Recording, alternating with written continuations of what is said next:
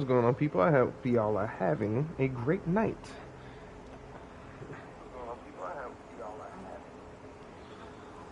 Yeah, I hope you're having a great night. As you can see, I'm helping the traveler now.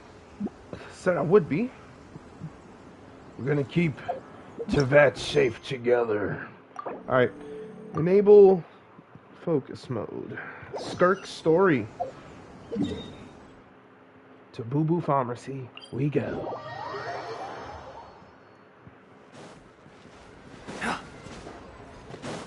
Just the traveler and Wristybug. I love it. Of course. Still need food. Getting hungry. Got an appetite. Fit for a king.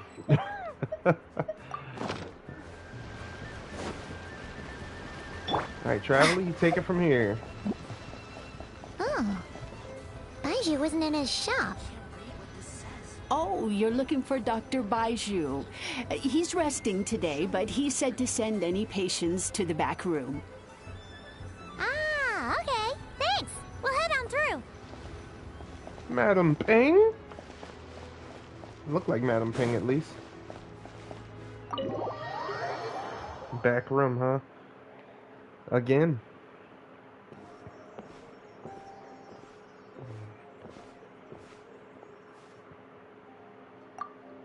Traveler, Paimon, welcome. What can I do for you? It's the Traveler. She looks absolutely beat these days.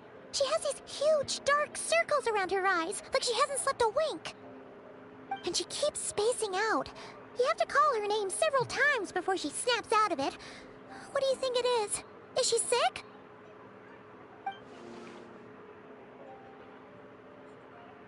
Very peculiar. In all the time we've been acquainted, this is the first time you've come to me with a health complaint. Come, let me take a look at you. He hyped now. He's like, holy crap, I get to help you? I can't blame him. Much as she does for everyone. Okay, Paimon does not like that expression, Baiju. It's not serious, is it? Complexion is good, eyes are clear, breathing is steady, pulse is strong. Physically, you appear to be in good condition, Traveler. In theory, your energy level should reflect that. You should be feeling right as rain. And yet I do feel something is off. Hence my concern. A clean bill of health is usually a good thing, but in this case, it likely means your situation is more complicated. Physical illnesses come with detectable symptoms that can be used to diagnose, medicate, and cure the condition. But afflictions of a non-physical nature, they fall outside a doctor's realm of expertise. Huh? What do you mean, non-physical nature? Curses, dark magic, it's hard to say. It could just as easily be a simple case of mental fatigue. Why don't you rest here for a bit? Whatever it is we're dealing with, clues to your condition are sure to reveal themselves in time. Once we know the root cause, we can administer the right treatment. So the snake has also seen a fair share of mental Chong afflictions. and I will review the relevant literature for afflictions that present with mental fatigue. Still, we're not experts. Oh no! Oh, must be a rare condition if not even Baiju and Changsheng have seen it before. Well, all we can do is take their advice. You look like you're about to collapse anyway. Just get some rest. Paimon will be right here by your side. Fingers crossed you'll be all better when you wake up.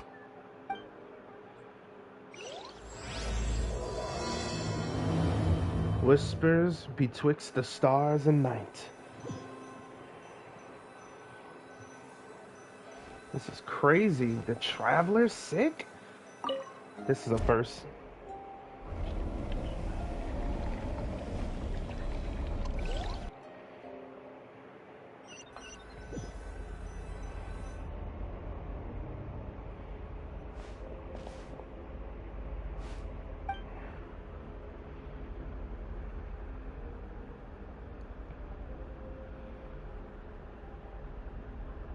Whoa.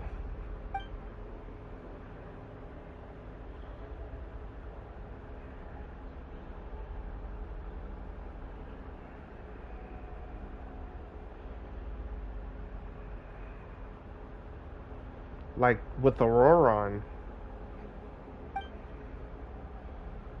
Whichever direction I look in, there's no end in sight. And worse than that, I think there's something in the fog following me like a shadow. If this is a dream, how long till I wake up? And if it's not, then where in the world am I?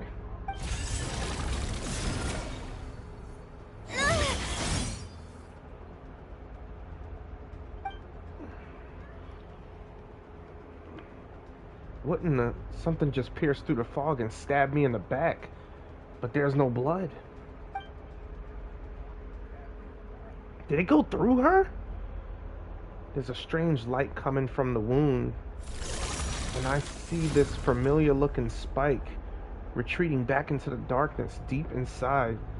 It feels like a part of me is missing.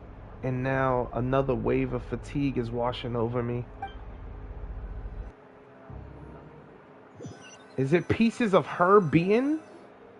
Traveler! Traveler! Rise and shine! Time to wake up!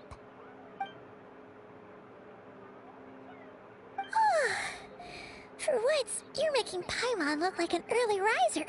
It's already afternoon. Hopefully all that sleep did you some good. Feeling any better? Paimon, I need you to check if there's a cut on my back. A cut? What? Did you scratch yourself in your sleep? All right, let Paimon take a look.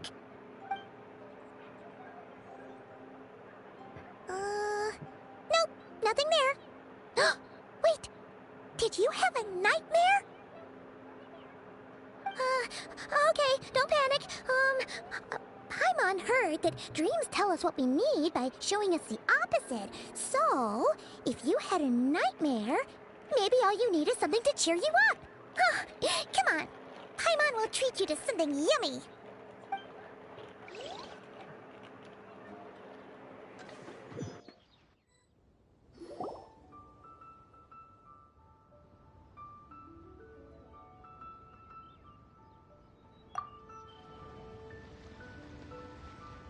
What?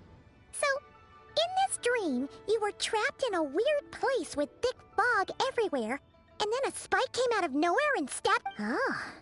Okay, well, that's a new one. Are you sure it was a dream?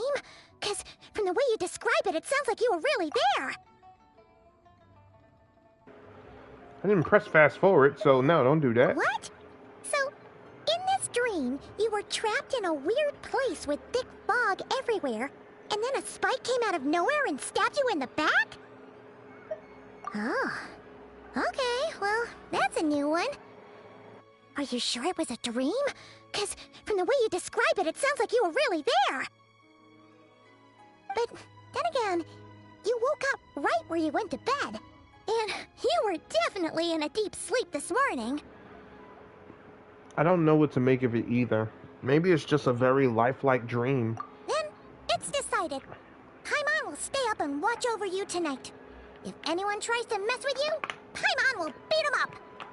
Or, I'll wake you up first and then we can beat him up together.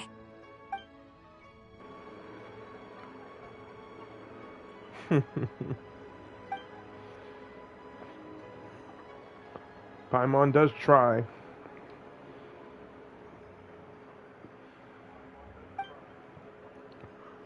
Something stabbed me in my dream, but when I woke up, there was no wound. Still, if I focus on that area, I feel a vague aching, almost as if it's deep underneath the flesh. Something is. Something is missing? Did you just say something? You heard it too, then. The flesh remains whole, but the soul is incomplete. Left unresolved, the mind will wither away along with it. Ah! What the... Wait! Paimon remembers you! Your child's master! Skirk. Right! What are you doing here? The last time we saw you was at the Primordial Sea in Fontaine, right? But then we left and never learned where you went after that. Child's been looking everywhere for you, by the way. What brings you to Wanmean Restaurant of all places? You came here looking for us? And were you the one behind that hocus pocus just now? Tell me, what is it that you saw? Tight-lipped, huh? I suppose that's fair. You, I'll take a glass of wine. Hmm? Oh, of course! Coming right up. We make this one in-house. It's not too strong. Enjoy. Chef Mao, I'll take a grilled tigerfish over here. Coming right up. Ah, if I knew we'd be this busy, I wouldn't have approved Shenhe's vacation. At the end of the day, what happens to you is of little consequence to me. I'm not here to try and win you over. Trust me or not, the choice is yours. If you want my help, now's the time to speak up. You have until I finish my drink. What do you know about this situation? I was investigating an abyssal disturbance in the area and happened to notice you. Part of your soul is damaged, and the wound bears traces of abyssal corrosion. Need I say more? Neither of those things sound good.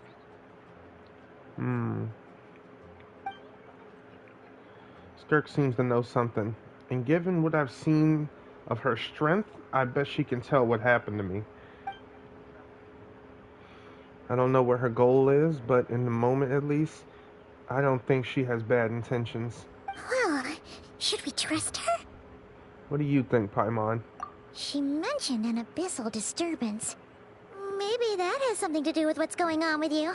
But we could always find a different expert on the abyss to help us out. Not on short notice. Yeah, and that thing she said about your soul being damaged is scaring, Paimon. Definitely something we should fix sooner rather than later. Skirk's an interesting one, that's for sure. But from what Child's told us, she doesn't seem evil, at least. 1, 2, 7, 10. That'll do. Well, have you made up your mind? What I saw was a dark space, shrouded in a dense fog that wouldn't disperse. Thank you. Every time I hear her talk is so delicious. Thank you.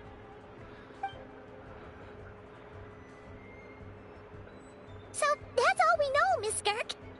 Ma'am, can you help us? So, you couldn't disperse the fog. I understand. Come find me in the Guili Plains when you're done here.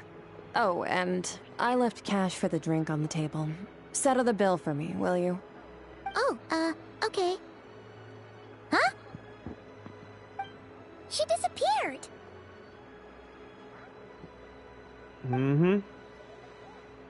You and Paimon quickly finish your meal. Wait, hold on. You overpaid. Here's your change. Oh, no. This includes the drink, so it should be the right amount. I didn't think you two ordered a drink. We didn't. It was that lady who came and sat with us, remember? You brought it out to her yourself. You sure? I could have sworn there were only 2 of you at that table. What? What'd you put in their dish, Chef Mao? Some kind of hallucinogenic mushroom? You got them seeing things. Seeing things? Wait, so neither of you noticed her? Young lady? About this tall, wearing a purple dress? She ordered a glass of wine! Oh, now you mention it, that vaguely rings a bell. And it looks like I did open the wine jar, so it must have just slipped my mind. In any case, that settles your bill. Come again soon.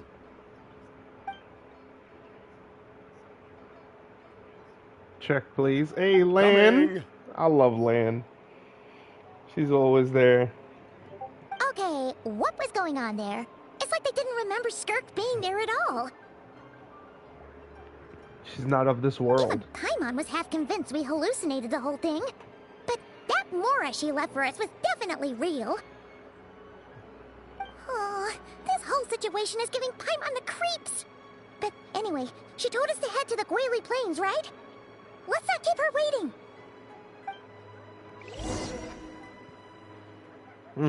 Looks like Skirk has joined the team.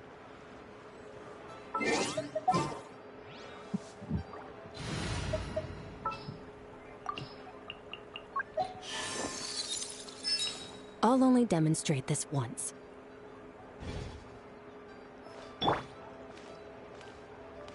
Of course I ascended her. You crazy?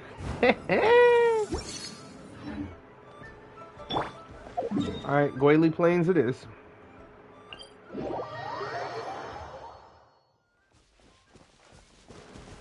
Alright, the traveler's hurt, so I'll do the traveling for her.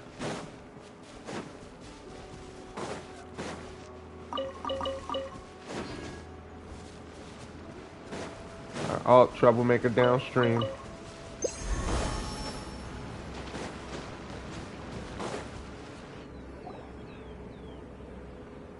Oh, crap. Whoa, what are all these rift hounds doing here? Huh, looks like they're collecting something. Let's go check it out. Should we?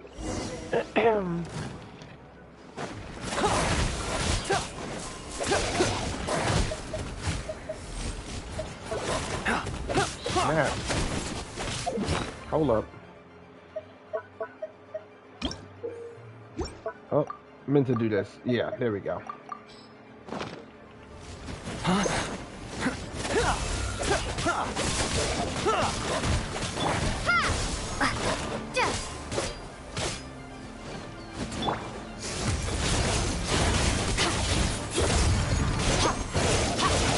Mine to wield.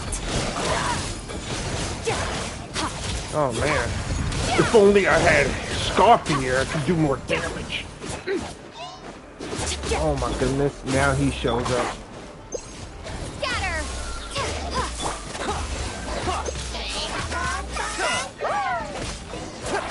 I got rid of him. So, this is what they were collecting. It looks kind of like... God remains. Yeah. What is going on here?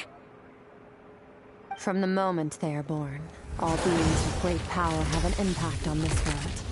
Even if their body is sundered and their soul extinguished, their influence remains. Gods are the most common example of that. The remnants of gods who fell thousands of years ago remain buried deep within the earth, carrying within them a warped will and a dark curse. Together, these remnants form what you call God remains, and it appears that some of those sealed here were dug up and removed. There are traces left, but they're fading fast. What are you doing? Nothing! Just wanted to make sure you were, real? I knew it. She's definitely not a ghost traveler. Paimon poked her, and she's solid. After you left the restaurant, the other diners acted like you were never there. Your life hangs in the balance, and that's what you're fixated on? Strange set of priorities. It was just a trick to avoid being perceived. If someone notices me, those memories are erased. Simple as that. Unlike you, I have no desire to establish a connection with the world. The weak and the lowly have no right to remember me. They're lucky they only have a few missing memories to show for it. Now, Damn. can we please get back on track? Okay. Where were we? Right. The God remains. So, basically, there's now less of them here than there used to be, right? Isn't that a good thing? In our experience, God remains are 100% bad news. A lot of terrible things have happened because of them. Maybe it's a good thing by human standards, but power doesn't come from nothing, and it doesn't just disappear for no reason. The remains aren't just gone. They were taken. Like part of my soul was taken. Very clever, traveler. You aren't the only one who had something taken from you. There are victims like you everywhere. The only difference being, you can speak, and the remains cannot, so it went unnoticed. Something similar happened in Sumeru. Within the span of one night, countless consecrated beasts were slaughtered, and a large amount of the god remains buried in the desert went missing. Of course, god remains are just one of the targets. The culprit is chipping away at sources of power all over this world, including the Stella Fortuna above. Wait, you mean the stars? Mm-hmm. 42 of them have died out in the past few months alone. In Conria, people believed that powerful individuals have corresponding Stella Fortuna. Even should that individual fall, their Stella Fortuna would not disappear, but gradually evolve into a new constellation. Yet now, stars are disappearing from the skies entirely, and it's not hard to deduce what's happening to the power they contain. Something has been leeching power from this world like a parasite steals nutrients from a host. And now, it's no longer satisfied with the remains of the dead. It wants you. This time, it only took a fragment of your soul.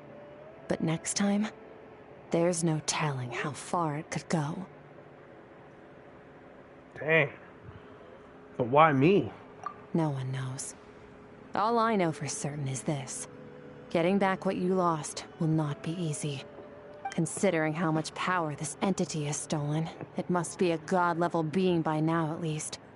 But that's not the real concern. Souls are fragile things, and yours could easily be crushed if you go up against it.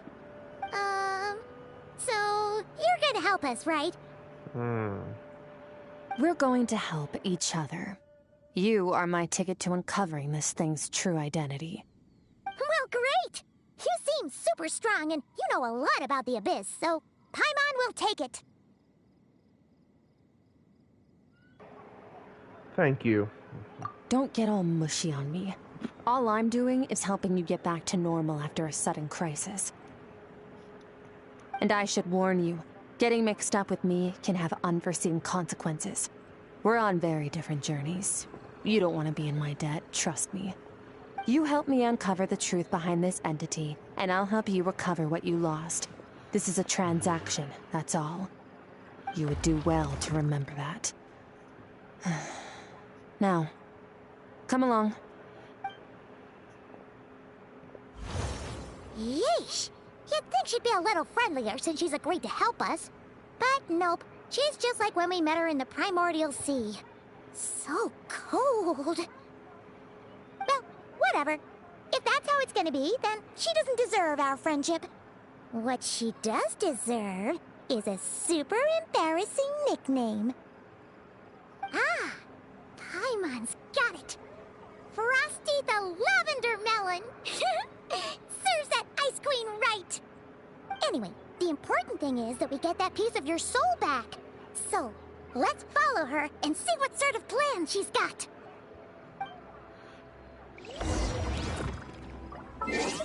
Yeah, and I'm gonna need my guest star as always. My goodness. What do I do without you, Cedrine? Excuse me? Okay, let's take a... My goodness. Oh, wow. This Whoa. music. This place is way bigger than Paimon expected. Where are we? This is where I live. I suppose it's the closest thing I have to a home here. It seems more like somewhere in the abyss. It is. I brought you here because time flows differently in this place. I don't know how much Ajax has told you, but when he fell into this space, I mentored him for 3 months. In that time, only 3 days passed in the outside world. Ajax? Oh, right! That's Child's real name! Yeah, Paimon remembers him mentioning something like that. So, a month here is equivalent to 1 day in the outside world? That should mean we're safe from that power-hungry soul snatcher for now, right? Yes, well, I didn't bring you here just to show you around. In the outside world, the Traveler could be attacked at any moment. But coming here has bought us quite a bit of time. Now, we just need to figure out how to investigate that place you saw. The one full of fog. Both your description and the abyssal disturbance I felt point to that space having some connection to the abyss. It could even be a domain similar to this one. The thief who stole that fragment of your soul is hiding there. But the abyss is a chaotic and turbulent place. If we want to pinpoint their location, we need to see what that space looks like without the fog. Abyssal power can grant a special form of sight. Have you ever wielded abyssal power before? Not that I'm aware of. Okay. Do you plan to learn? For now, no. That tracks. All the information you have suggests the abyss is something sinister, and that abyssal power is a wild and dangerous force that always spells disaster. And you're saying that's not true? Depends on your perspective. Floods and hurricanes take countless lives too. But if one day you gain the power to control them, what was once a calamity is now just another tool in your arsenal. I'll respect your opinion, though. Just means we have to turn to the second best option. What's this? A little abyss crystal that contains my power. Wear it on your head, and we'll be able to perform dream mirroring when we fall asleep. Dream mirroring? It means experiencing whatever the other person is dreaming. Everything they see, think, and feel. Since you haven't studied the art of using abyssal power, and have no plans to jump in the deep end right now, I'll have to do the investigating for you. With dream mirroring, every time you slip into a deep sleep, I'll see with my own eyes whatever scene plays out in your mind. Then, I can guide you through the dream environment, and we'll take back what was stolen from you. Huh. You make it sound so simple. So all I need to do is wait? Tough to say. This is an unprecedented situation for both of us. Even assuming we do manage to find where this entity is hiding. Like I said, getting your soul fragment back won't be easy. To play it safe, I need to give you some special training first. Wait, you're gonna teach her some of your martial arts? Does that mean the next time we see Child, we have to treat him like our senior? Do as you want. For my part, I don't see you as my disciples. You're already a pretty good fighter. All I'm planning to do is build on your current skills, and train you for the specific scenarios that I think we might face. But that's enough talk. If you're ready to do this, then come with me. Time might be more lenient here, but that's no excuse to waste it. Oh, she moves fast. Paimon can hardly keep up with her. So, special training, huh? Kind of a rare opportunity. With your skills, there's not a lot of people qualified to train you. The last time something like this happened was probably anti-Raiden Shogun training, right? Oh, feels like a lifetime ago. Skirk seems pretty strong too, though. Remember how she said that the all-devouring narwhal was just her master's pet? Maybe we really will learn something here. Maybe? Cute. Oh, we can't go past it either. Oh wow, no, we can't go nowhere else. Okay. Oh whoa, they took my team! Holy crap! I just noticed that. I always notice so late.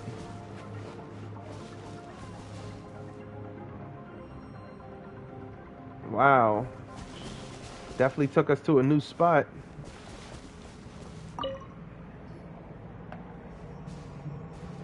Ready? Bring it on! Your training will be split into 3 stages. Testing your blade work, elemental abilities, and reasoning skills. We'll start with blade work. You're no rookie in this area, so I won't bore you with the basics. During your long journey, you've no doubt sparred with a lot of talented sword fighters. Consciously or not, you will have picked up all kinds of techniques from them. You bet. There's Kaya, Master Jean, Kuching. Oh, and Kazuha, Ayaka. Yeah, we've met sword masters like you in every nation we've been through. You sparred with a bunch of them too, right? Nice to know it's all gonna come in handy now. Don't get too smug. In sword like, fighting, techniques alone are not enough. You need a cohesive system to bring it all together. A style or school of fighting. To use the human body as an analogy, your style is your skeleton, the foundation, the framework. Techniques are the muscles and other flesh attached to the bones. This is where your strength comes from. Improving your sword fighting is like growing that body. If your frame got bigger and taller, but you didn't add any muscle mass, you'd be weak and flimsy. Then again, if you packed on pounds of flesh without a big enough frame to support it, you'd end up bloated and unwieldy. You need to do some introspection. Take a good, hard look at your past experiences, and figure out which parts of what you've learned are just techniques, and which parts can be used to form your own system of blade work. Only then will you get the full utility out of all your thoughts and observations along the way. Only then will every strike you deliver make perfect sense. Wait, is that it? Paimon thought you were gonna teach her some cool new moves. Like when you went swoosh and opened a tunnel to another place. One day, you'll reach a new level of power where you realize that even that's as basic a trick as any other. But right now, our sword styles are so wildly different that teaching you mere techniques is pointless. There are no shortcuts in the pursuit of power. Failure is your best teacher, and rigor is your coursework. That's all I have to say. Time to make a start. Train until you're satisfied with yourself. Now focus. Destroy the crystal columns as swiftly as you can.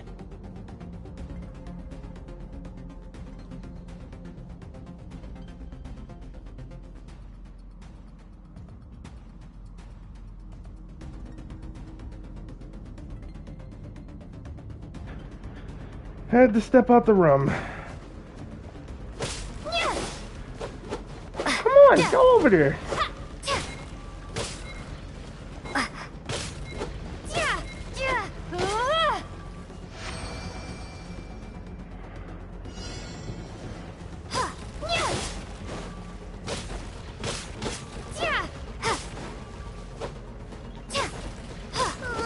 This is making Paimon's head spin.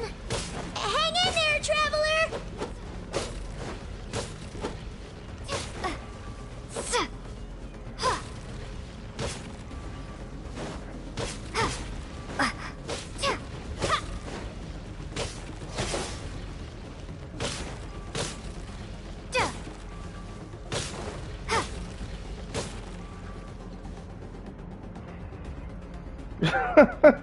They knew. I was looking at that thing like, oh my goodness.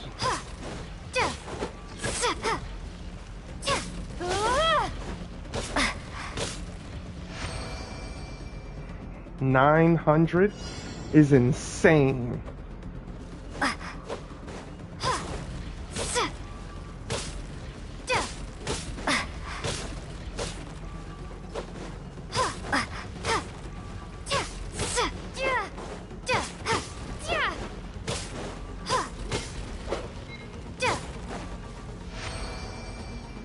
Stay calm, user.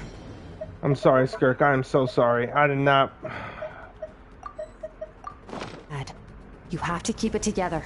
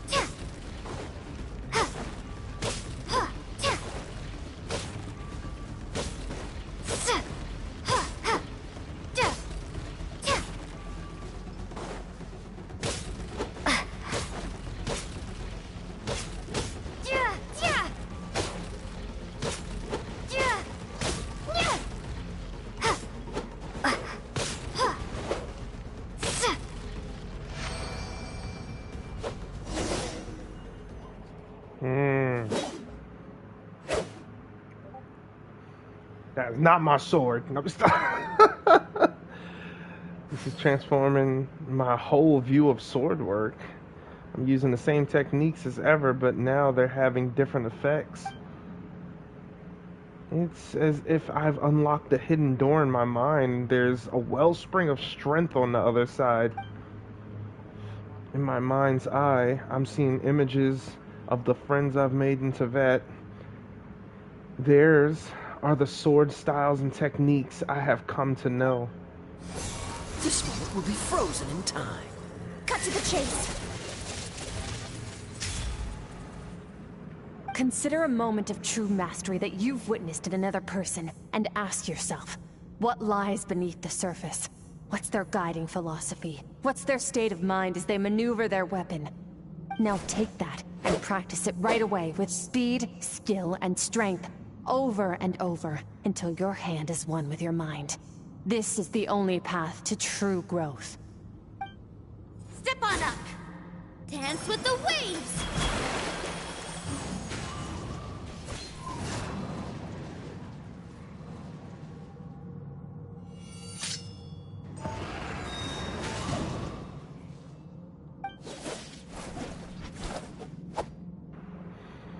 There was a lot of Kazuha. My sword style, my journey.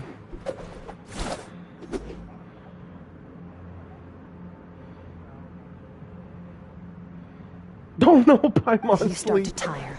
Empty your mind, but do not stop. Stay in that frame of mind as you keep up the fight.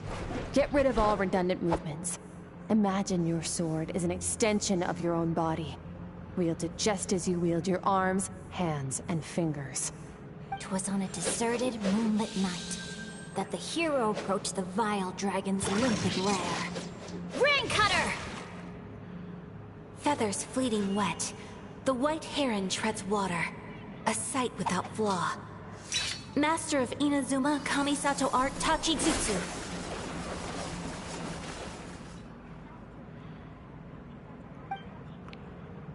Mm-hmm.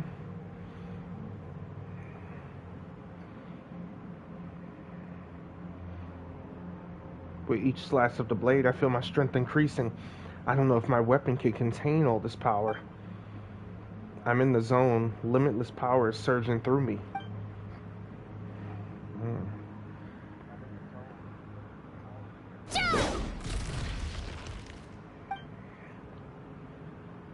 You slash and swipe till you're exhausted.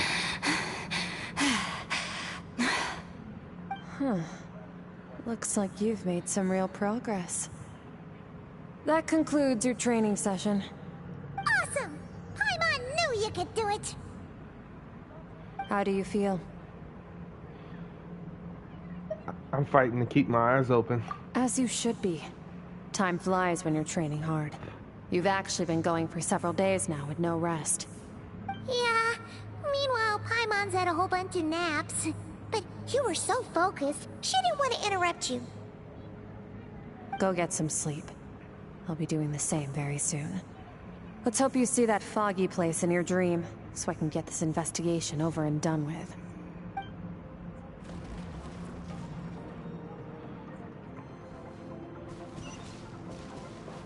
Wow. I love the music. Interstellar. Oh my goodness, she done set up a camp for us. Does the fire burn? Yep, fire still burns. Stupid question. Yeah, I'm about to say put it on, girl. That's the point of this.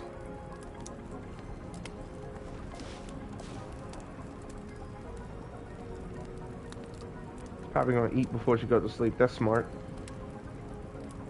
It's just so adorable. Couldn't lie, with someone like Paimon, I'd probably hug Paimon while I slept. Like a little plushie.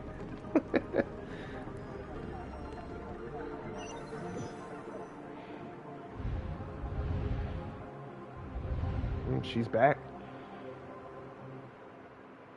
What is this place? Have I been pulled back into that place again? The Skirk said the dream mirroring would kick in when I fall asleep, so why am I back here. No. On closer inspection, this isn't the same dream as last time. It's darker and gloomy, but there isn't that chilling fog that made my hair stand on end. Hold on. If dream mirroring is a two-way process, maybe I'm seeing inside her mind while she's exploring mine. If this is her inner world, it's pretty bleak. I can occasionally make out the sound of a flowing stream, but other than that, it's so empty. What the heck? Different kind of Sealy?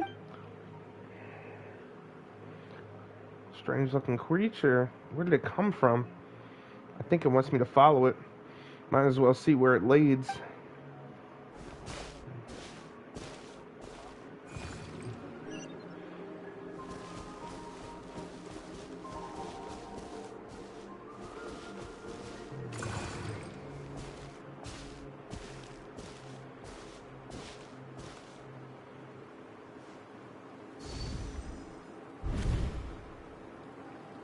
Skirk, why are you skipping classes again? We've talked about this.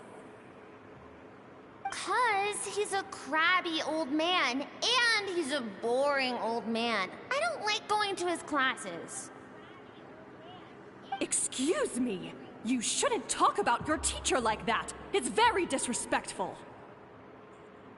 All right, let's not get into a big fight about this. Skirk's learned what she needs. There's no point forcing her to sit through more classes if she doesn't want to be there. But I'd still love to hear about what you got up to yesterday. Why don't you tell your dad all about it? I went diving, and I saw this huge fish. I never knew they could get that big. It looked kind of dumb, though, with that stupid big fat head. I tried to shake its fin, but it just spat water at me. Oh, and today, I'm gonna go to that prairie up north. There's supposed to be this giant bird there that can spit fire. I bet if I climbed on its back, it could fly me all the way to the stars. Then I suppose your old dad should get one as a pet too. Otherwise, how are you gonna hear me call you for dinner up there in the stars? When it's time to eat, I'll come back on my own, Zilly. Anyway, gotta go. Bye, Mom. Bye, Dad. Wait! Put on a coat at least. You'll catch a cold. I'm talking to you, young lady. You spoil that child, you know. Ever since that merchant ship arrived, she practically lives outside. Always going on about exploring the beyond one day, whatever that means. Ah, let the kid do what makes her happy. Besides, we both know you're all bark and no bite. Come on, our little adventurer is gonna be hungry when she gets back. Let's get started on dinner.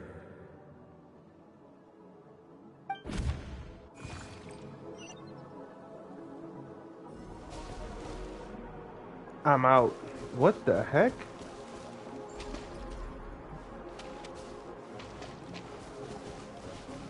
The weather's wonderful today.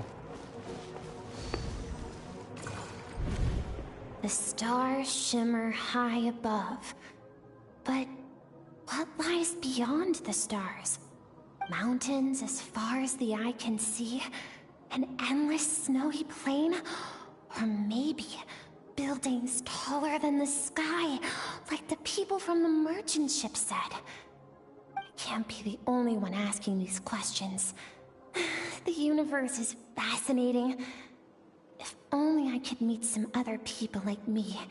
We could set sail together and explore every corner of the world. I'm sick of being a kid. There's so many amazing things out there, and I'm ready to see them all. But for now, I'm starving. Better get back.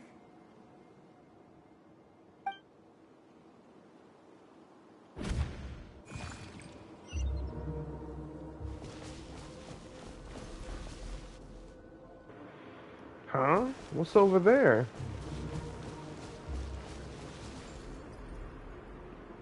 Something's going on.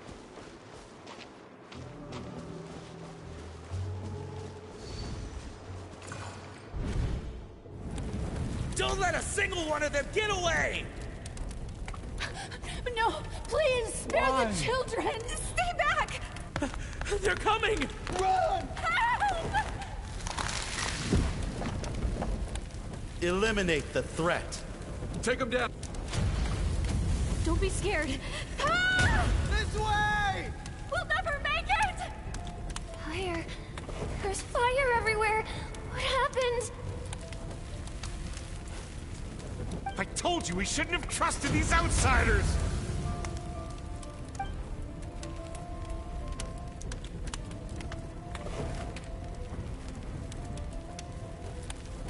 Why are you doing this?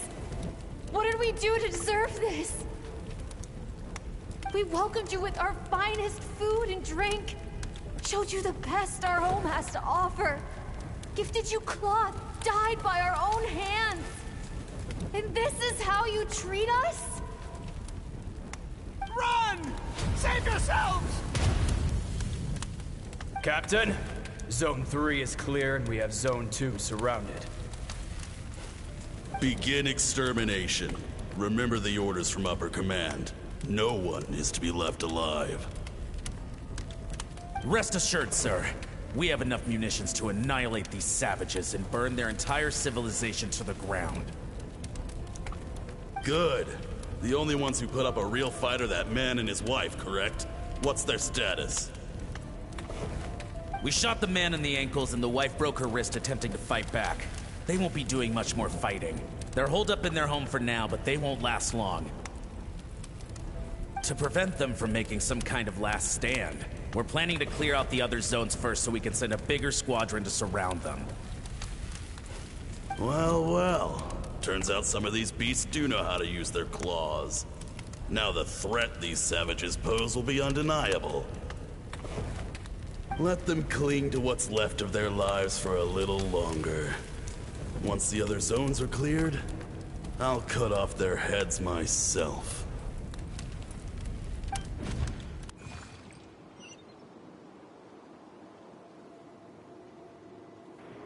What? It smells like something's burning. What's going on? Wow. What happened to Skirk is more like it. Dad? Mom? Skirk! You're alright! Thank heavens! I'm so happy to see you, sweet girl. But you need to go. It isn't safe here. They'll be back any second. What happened? You're bleeding a lot. Dad? Mom?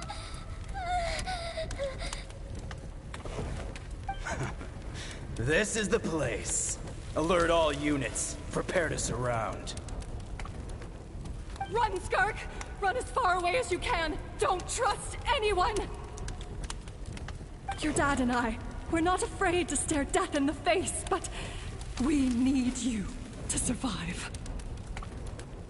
My clever girl, so curious. You're already so brave. I know you're going to grow up to be such a positive light in this world. Whenever you miss us, just play this song. Remember, life is a gift. Don't let darkness claim it. Break down the door! Look what we have here. A savage that can pluck a tune. Well, the show's over.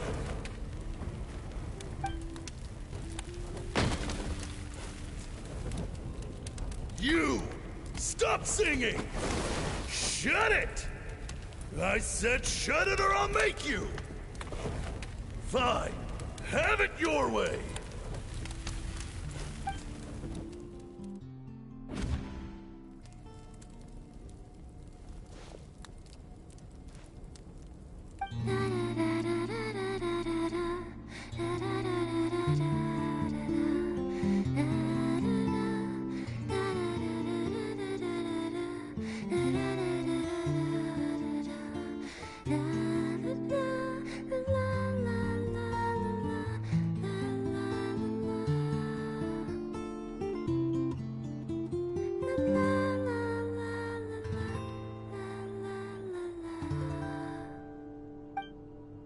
Oh, you're awake.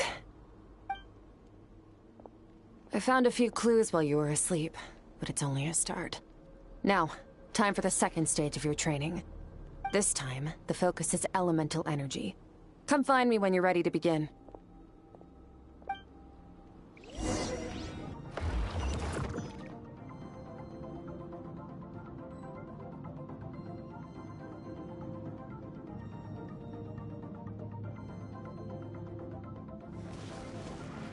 Well, that was terrible. Man, staying in the abyss feels so surreal, don't you think? No day and no night. It's like time hardly exists. If we weren't careful to keep track, it feels like we'd have no idea how long we've even been here. Well, except for the fact that Paimon still gets hungry like clockwork. You go do your training. Paimon's gonna grab a bite.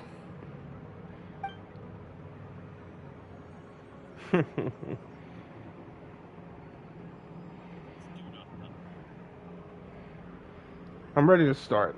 The way I see it, the pursuit of power is divided into 3 stages. The first is mastering the use of standard weapons. Next is learning how to harness natural energy. And after that, you're free to challenge even higher dimensions. The natural energy of Teyvat is, of course, elemental energy. But that's not my area of expertise.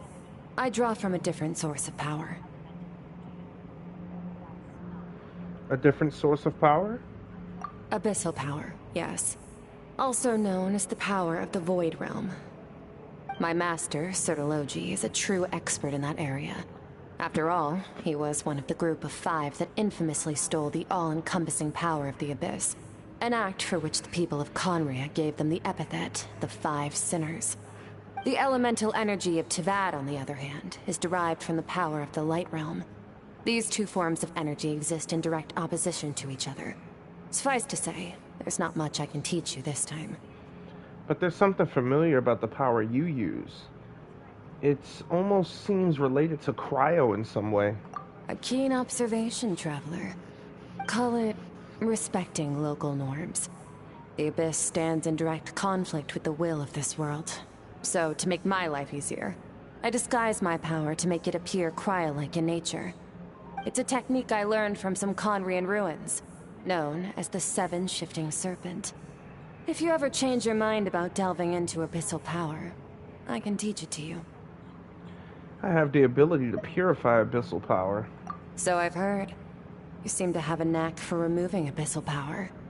But is purification really what's going on there? Like I said, power does not simply disappear. What are you trying to say? Just thinking out loud. Let's focus on your elemental training. That's what's gonna help us if the situation gets tricky. True growth comes from adversity, but only if you make the choice to pick yourself up again every time you fall. So, it's time to push yourself to the limit, and then keep pushing. This is the only way to advance at pace. Use the power of Animo to clear the field as fast as you can.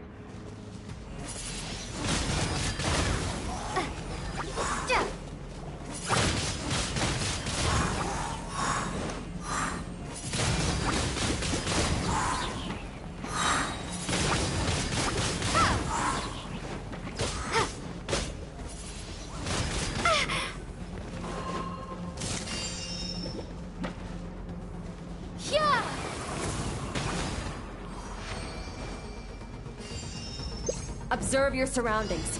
Look for things you can use to tilt the scales of success in your favor. Wow, soon as I'm about to use it. Like, are you kidding me?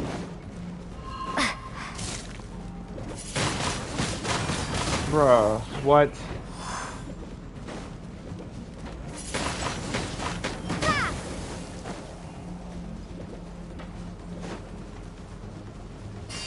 Gotta be kidding me. Windblade!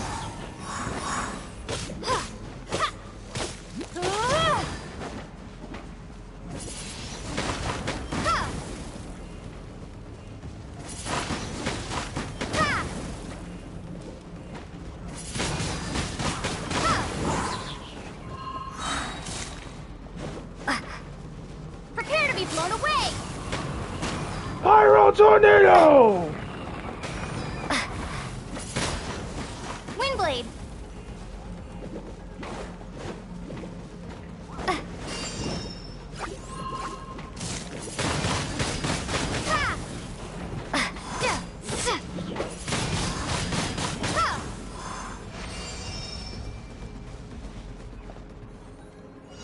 You train the elemental powers one by one. Use the power of Hydro to destroy the spikes.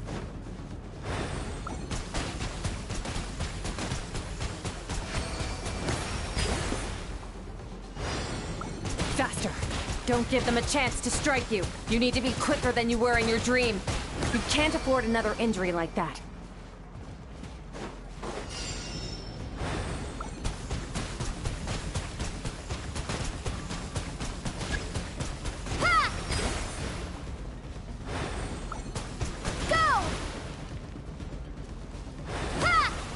Oh crap.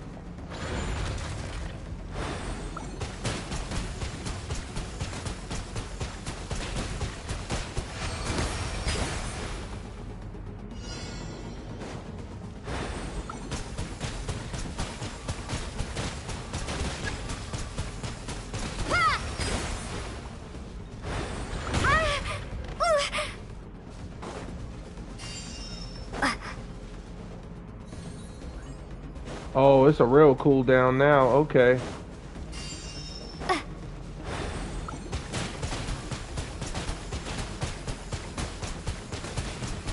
Water jet!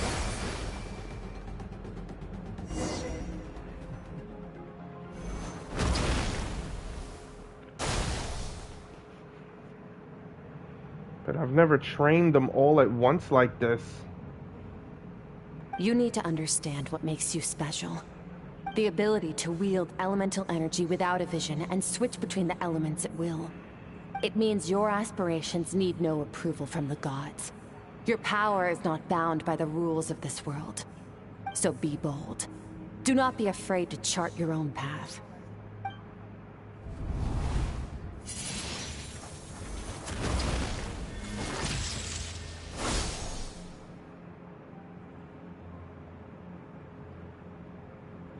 This must have been before we got Pyro. If I close my eyes, I can almost hear their voices. But it's not like something wild beast battling me for Dominion. It's more like saying hello to an old friend.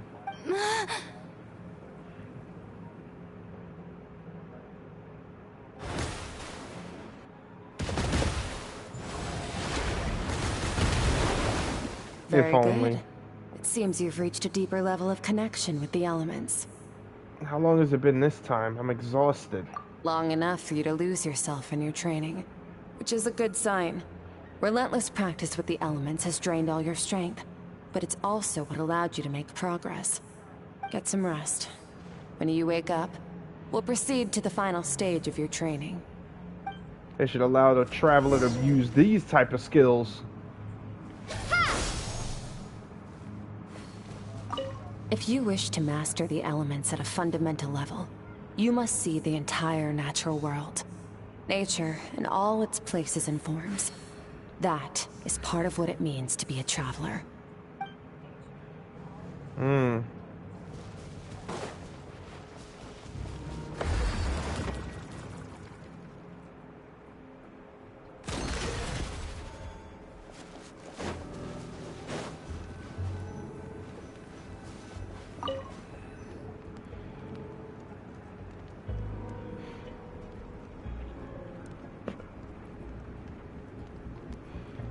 Got you thinking.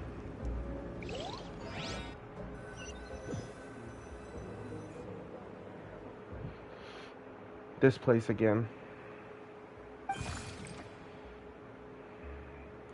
Did you bring me here?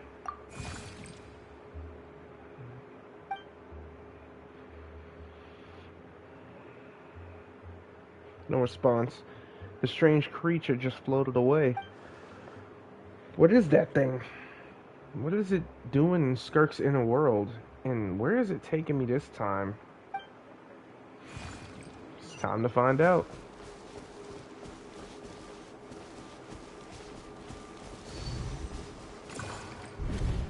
What is the secret to power?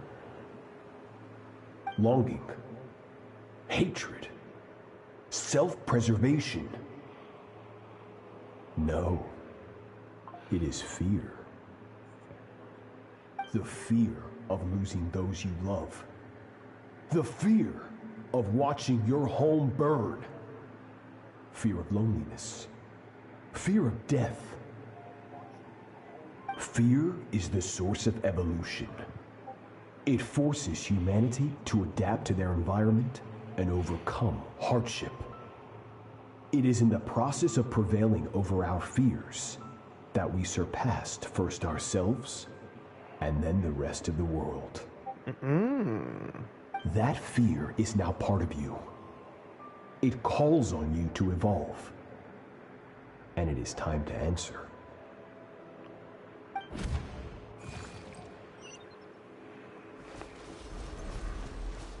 Ow, it hurts. Daddy, mommy. So she's been training since she was a child. Wow. Any minute spent missing home is a minute wasted.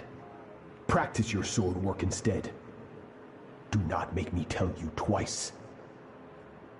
But, Master, I can barely lift the sword anymore. If I keep going, I feel like my wrist is going to break. So it has not broken yet. Then pick up your sword and keep practicing until it breaks. I want to hear the cracking and splintering of bone. After all, bones can always be reset.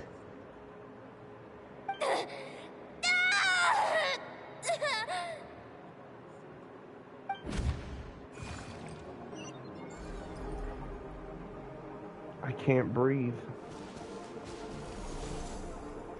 Everything's gone black.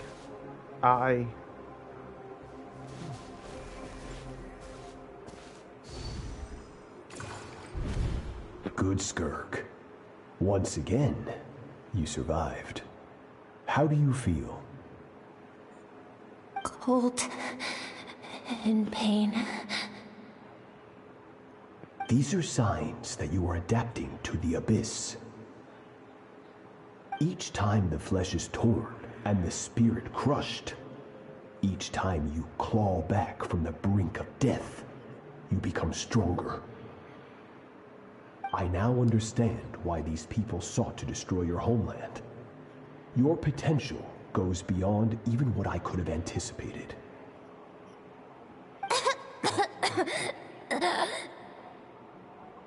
But you still have much to learn in your pursuit of strength. Your mind is rife with distractions. From now on, I shall show no mercy in your training. You must learn to shut out all the pointless emotion, crush the self that makes you weak, and become master over your physical form. Get up, Skirk. Wipe the blood off your face. Cut away the rotten parts of your flesh. And mend what is broken. Then take up your sword.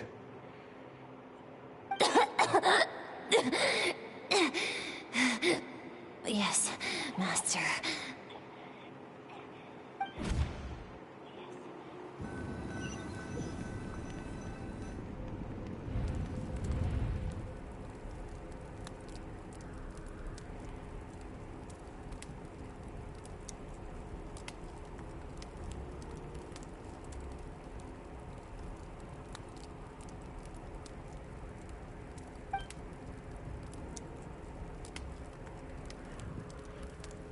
I have so many questions about Skirk's past.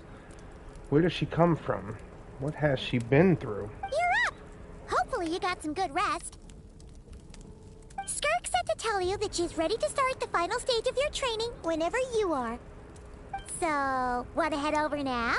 Or did you want to wait a little? I really want answers, but right now it's vital that I complete my training. Once that's done, I'll find a chance to talk to her.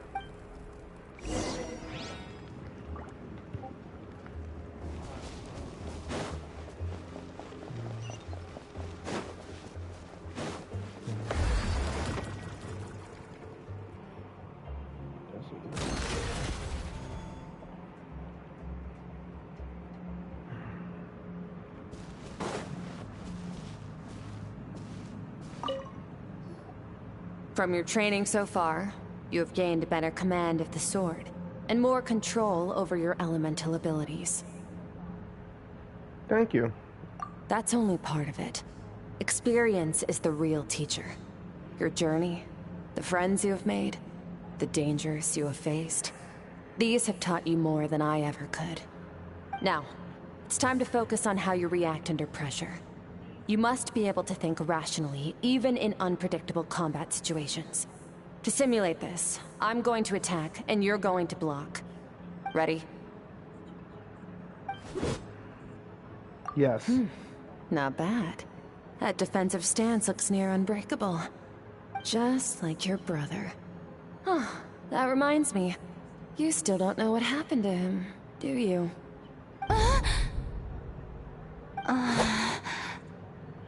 Hey, no fair! That's cheating!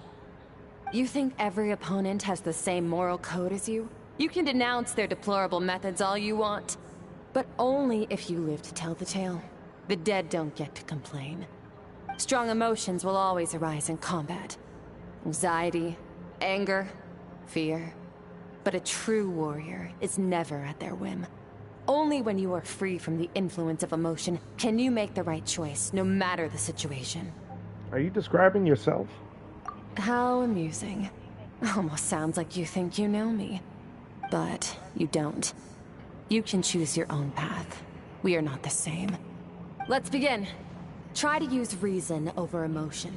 Make the most rational and advantageous decision in any given moment. This is your final training session. Look alive. Same drill as before, but this time I'm going to interfere. Hold your focus.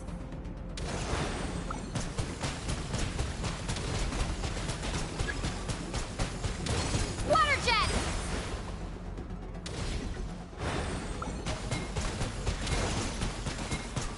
Ha!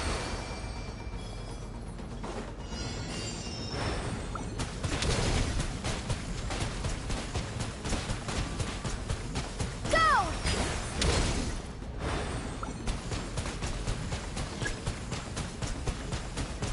Oh, I can't even reach him. That's crazy.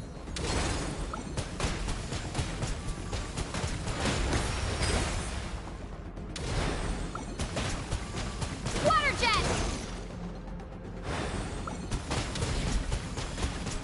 Water jet!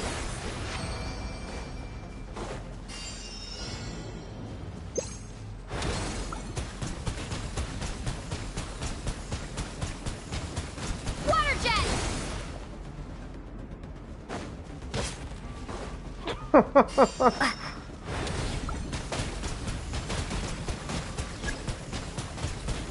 Oh my goodness.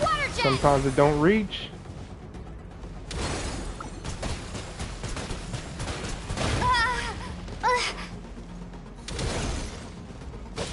Oh. Yeah.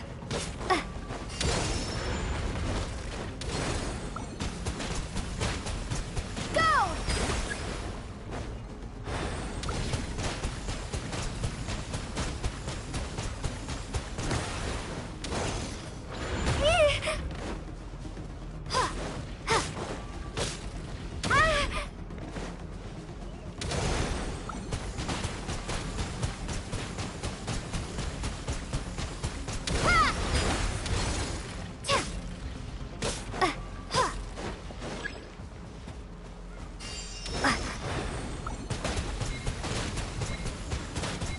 Water jet!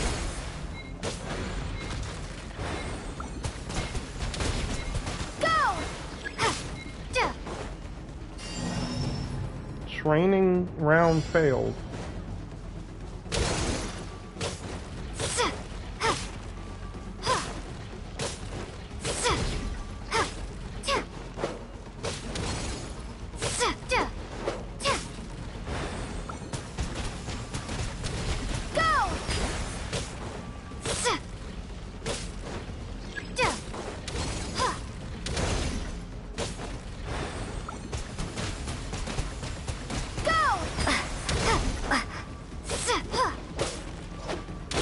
Not bad. Better than I expected. Ah, that's what I was supposed to do. I thought I was only supposed to use the water jet.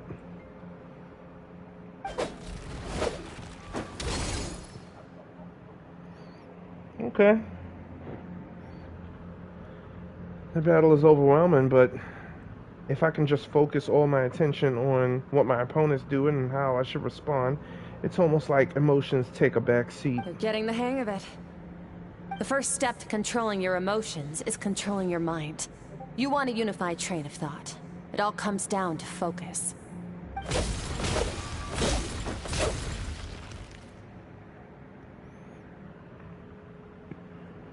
Focus on the battle. I think it's working. I can choose to tune out anything that isn't relevant to the battle, but I think I'm still pretty far from having full control over my emotions. Look at her face. Your mind is rife with distractions. From now on, I shall show no mercy in your training. You must learn to shut out all the pointless emotion.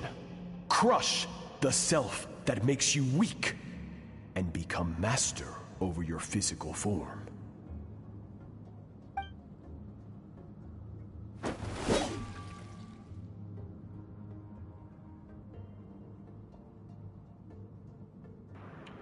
Skirk went through this kind of training too, didn't she? How merciless does the training have to be to make someone substitute all emotion for pure reason? Stop. Let's pause here. One look, and I can tell your mind has wandered. That's to be expected. There's a limit to how long a human being can concentrate on one thing. Staying calm and focused sounds simple in theory, but in practice, it's more demanding than sword work or elemental abilities. Skirk is right. Now that I've stopped all the emotions I suppressed are rushing back to the surface. Pain, exhaustion, frustration, doubt. But exhaustion is the main one. I feel like I could fall asleep on the spot. Get some rest.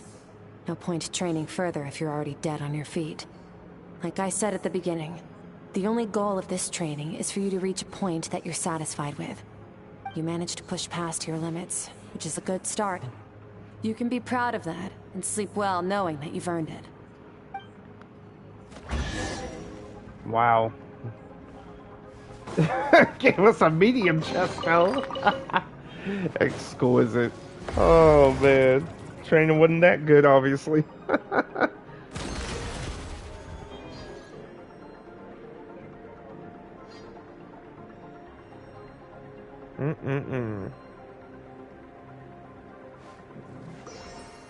Time to rest.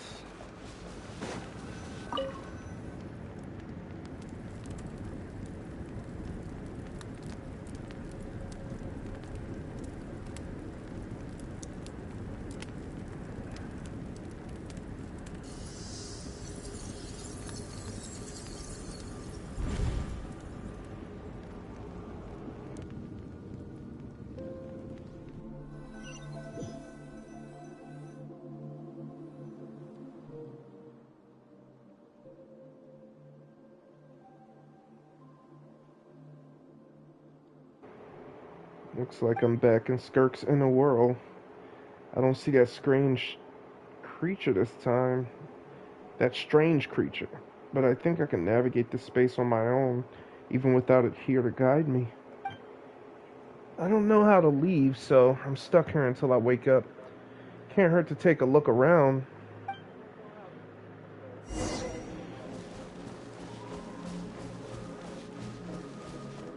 Wonder how far we could go. Evidently pretty far. Real far. Oh crap, it's a whole domain, most likely. Yup, it is. Oh snap. You can actually go really far. Holy.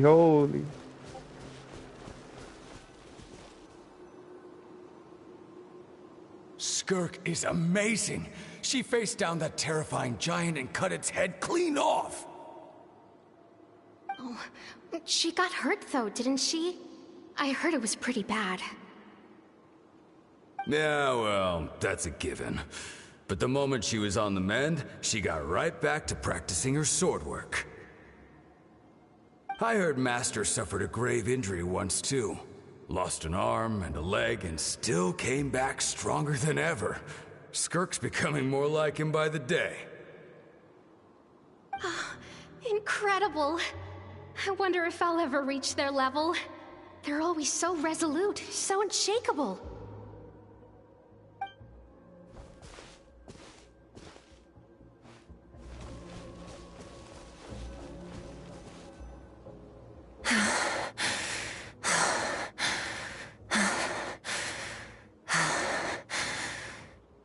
Pathetic. You're not even trying. You're so much weaker than you think. Skirk, have you become a positive light in this world?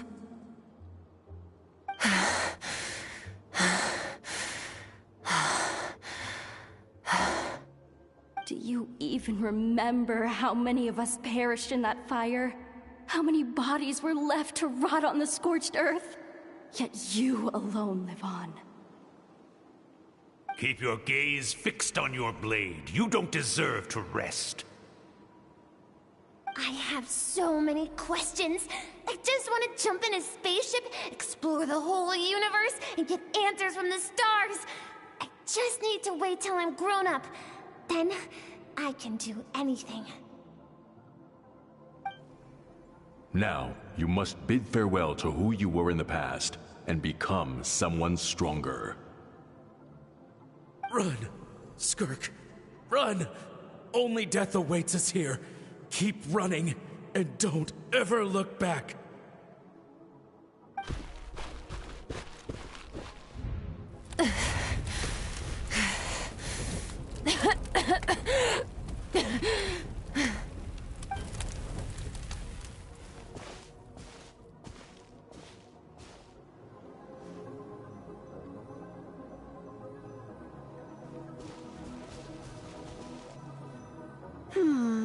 Let's see here.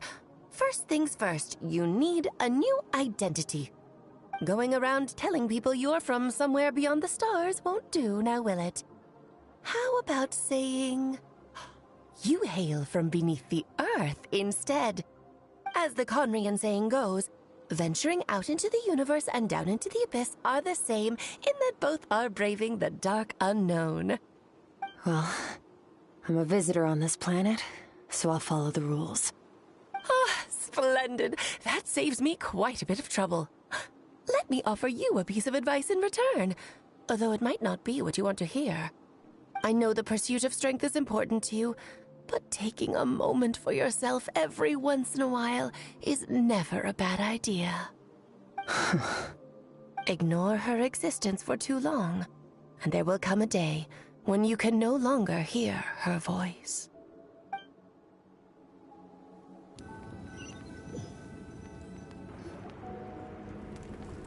I think she's talking about her inner self.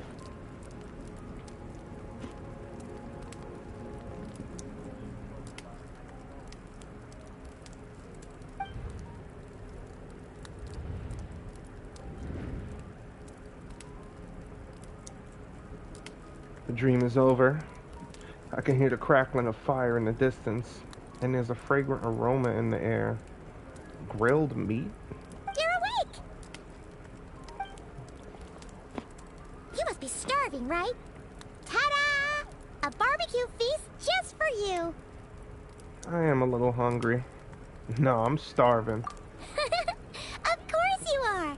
That's why Skirk and Paimon got this all ready for you. Dig in! Before it gets cold. You two? So, you're my best friends now? Ah, well, if you're around someone long enough, it's bound to happen. Plus, Skirk can cook. So, Paimon decided she can forgive the whole Ice Queen thing. Paimon's not one to hold a grudge. It's because Here's she an could idea. cook. Let's save the chit-chat until after the meal.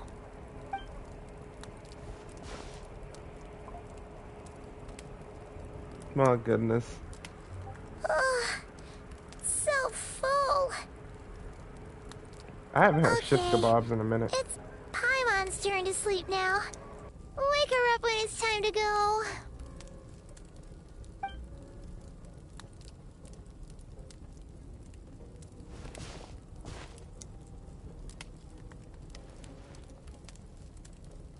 I have good news.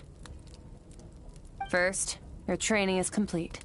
You have what it takes to wield immense power. Now it's just a matter of putting it into practice. Continue to learn from your journey and hone your skills against formidable opponents. Second, I've located the culprit we've been searching for. Next, you just need to retrieve the missing part of your soul, and our business will be concluded.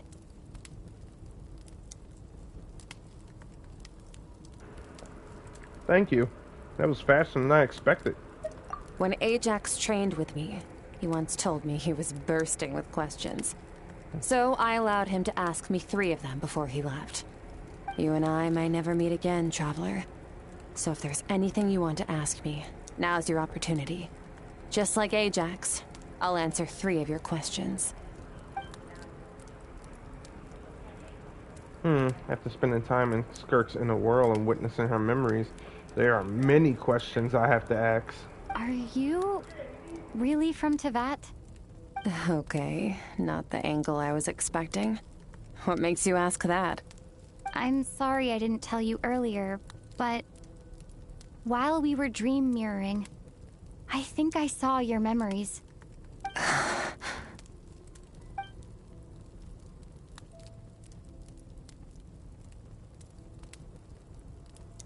I knew that was a possible side effect.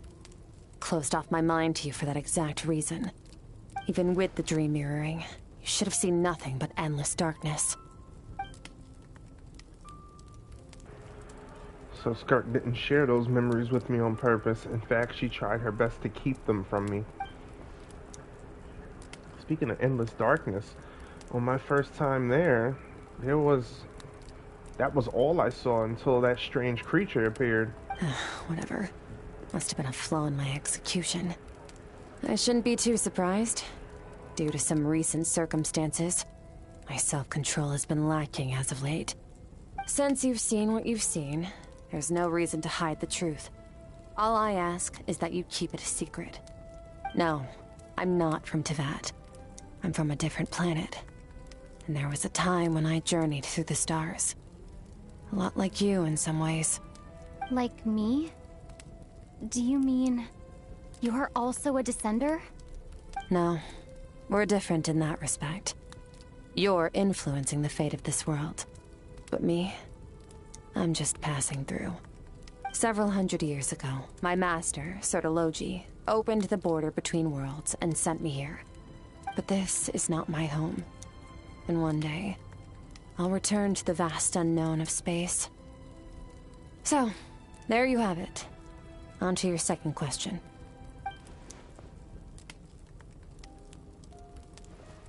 What is your goal in coming here? To become stronger. For certain reasons, I need to bridge the power gap between me and my master as quickly as possible. But first, I need to understand the source of his strength. To do that, I need to follow in his footsteps. Walk the path he once walked. And somewhere along the way, I'll find out how to defeat him. That is my sole focus and purpose. Okay. You have one question remaining.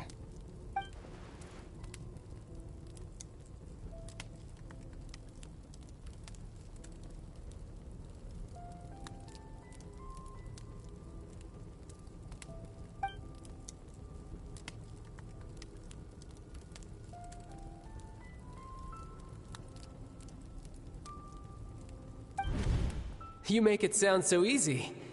Ever since the incident I experienced there, I've never stopped searching for Master Skirk and that unknown abyss. But it's been years now, and I've still found nothing.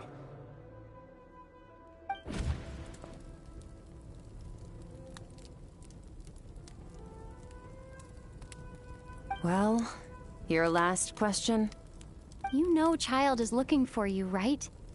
Are you gonna let him see you? Ajax.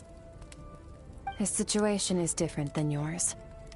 Before you ever crossed paths with me, you'd already encountered many formidable people, studied their techniques, and developed your own skill set. So, during your training, all I had to do was build upon that foundation. But Ajax was so young when he came to me. A complete blank canvas. Children can't help but imitate their role models. In the long run, that would only hinder his growth. Once Ajax has enough strength in his own right, I will allow us to meet again. Until then, let that motivate him to reach his full potential.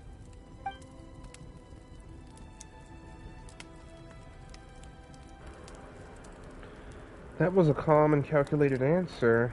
It's like she was talking about something entirely mundane. I don't know why, but I'm not buying it.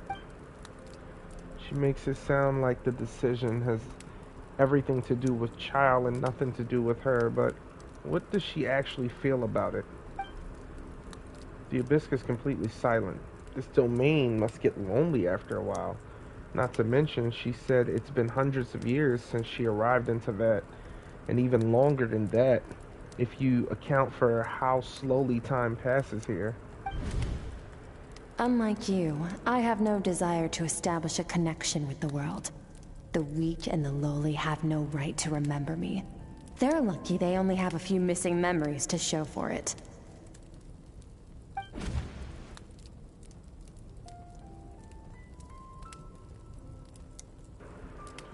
And all that time, she never established a connection with this world.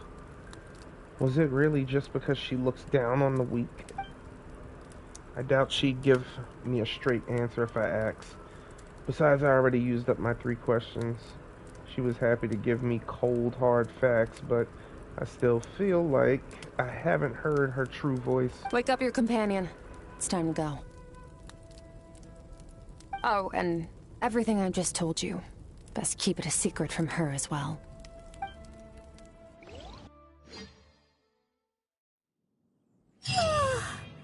Time to go.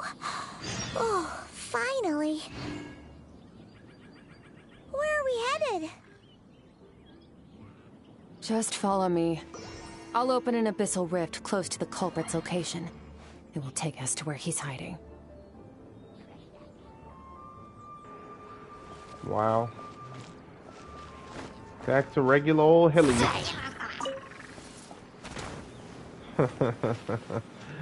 Alright, let's go.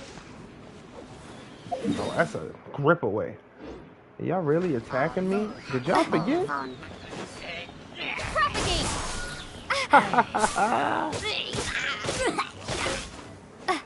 Yeah, you forgot. Scatter! Out of here. Out of here, man. You attack the traveler, you attack me. Let's go.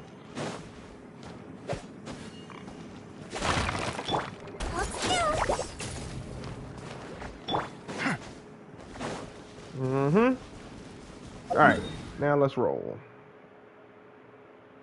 Oh wow, really? The chasm. Shouldn't be surprised, actually. I did see that, though.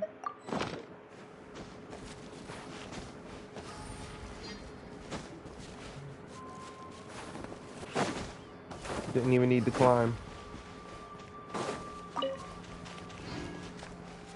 Nothing here, really.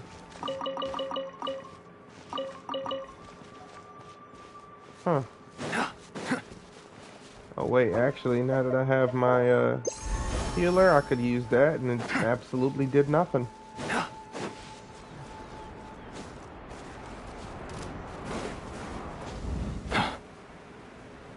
I could have sworn I changed that glider.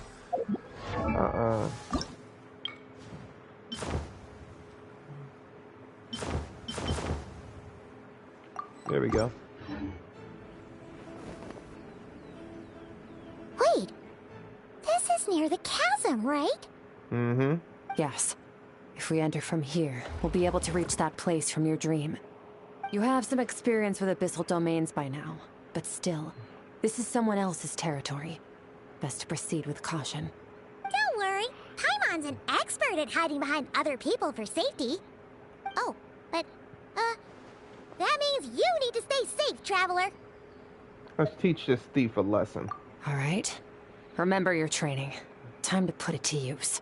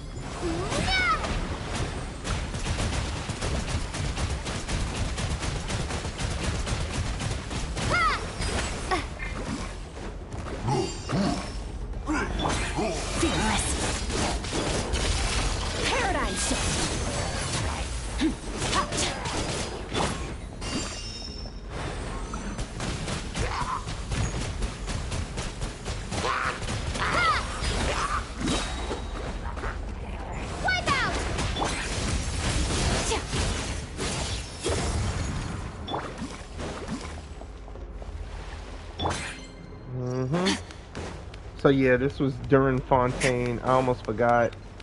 No, it wasn't. We was in Natland when we summoned Skirk. I remember that. Look at all these spikes! Careful, don't get hit!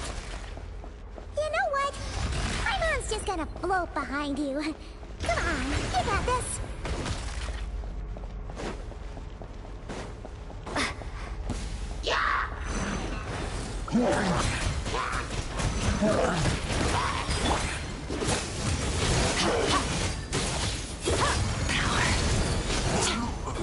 Hey, what are you two doing here?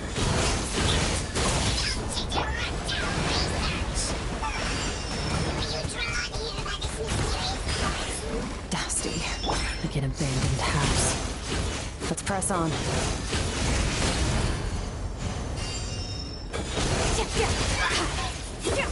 Bro, that should not have broken. But okay, I'll take it.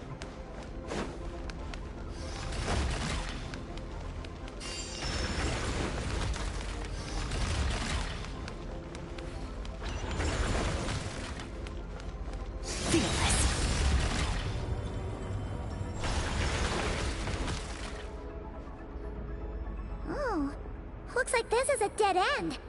Did we make it to his hiding place? Ugh, this fog is making it impossible to see anything! This should be the place where you were attacked, Traveler. The missing part of your soul should be nearby. Can you sense where it is?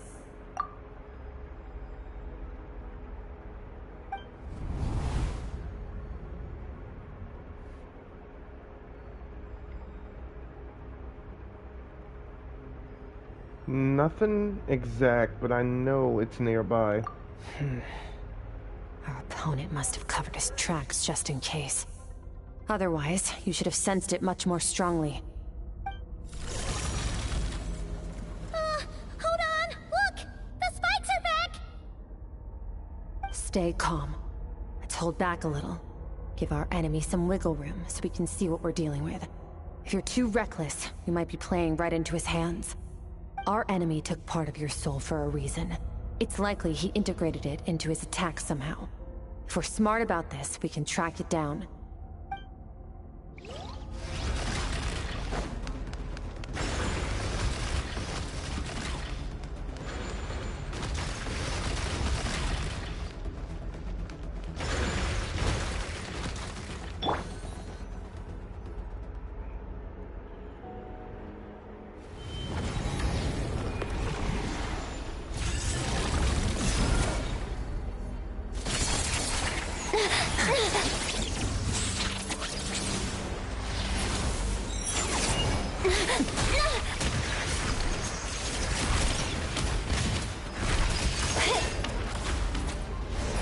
From the start, the attacks have been focused on me. Trying to break through my defenses? I see.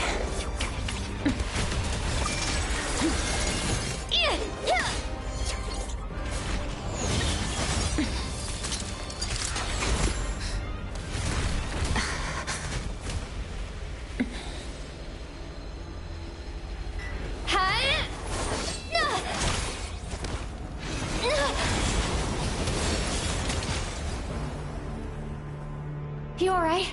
That thing was...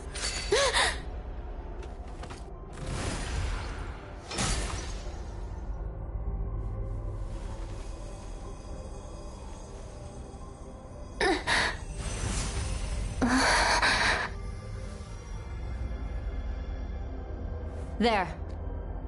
I got it back. Traveler! Skirk! What happened? It looked like Skirk just got... In the Guili Plains, you asked me why this enemy chose you as his target. Now, the answer is clear. It's not just the fact that your strength is impressive. It's also because of your ability to, as you put it, purify abyssal power. Whatever that actually means. The fact is, that ability allowed him to do something that should have been completely impossible. Namely, break through my defenses and steal my power. So you were his real target? No. He couldn't have known I'd come to his domain. He only stole your soul fragment because he knew the value of its power. I doubt he expected it to come in handy so soon. Call it fate, if you want. I believe that's the term they use in this world for arbitrary coincidences like this. In any case, it works to our advantage. Once I realized what he was using that power for, it gave me the chance to get back what you lost. But you... I'll cope. Well, done gorging? Good. Time to answer some questions. How did you get the power of the all-devouring narwhal? The all-devouring narwhal? Oh, of course! Paimon knew that spike thing looked familiar. It looks just like that narwhal's horn! I highly doubt you acquired that power through your own strength. Tell me I'm wrong. You're desperate enough to scour the land for god remains and whatever vestiges of power you can find. That alone proves you wouldn't be able to defeat a creature like that. Which leaves one possibility. You know my master, the Foul, Sertology. The Foul? Who dares call him foul?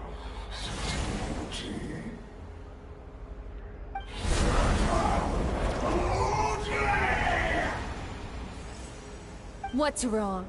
Bit off more power than you can chew? You're struggling to hold a basic conversation. Just a little longer. I'm still...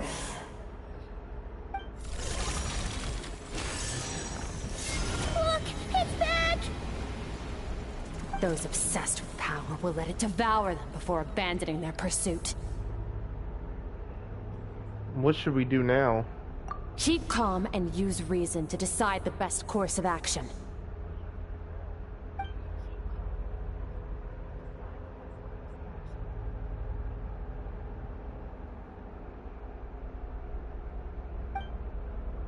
The culprit is hiding somewhere beyond the fog. I have a good understanding of his attack pattern from the fight just now. If we pursue him, our chances of winning are high. But Skirk's breathing is weaker than usual. If we attack now, I can't guarantee her or Paimon's safety. It's a hard decision to make, but I think we should get out of here. Wise decision. Final victory doesn't always come after a single battle. You've got your soul fragment back, so we both got what we came for. Let the enemy draw breath while he can. It won't be for long. Get us out of here, traveler. You'll need to lead the way this time.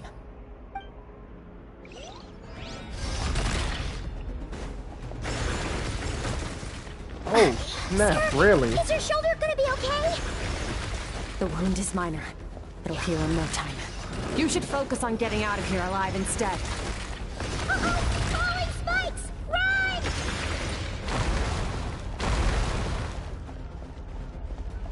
Mm-hmm.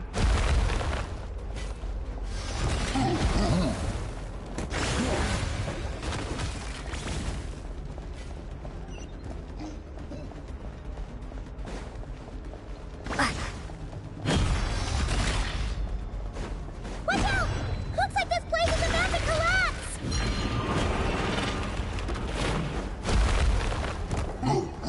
So, this guy's power has something to do with the all-devouring narwhal.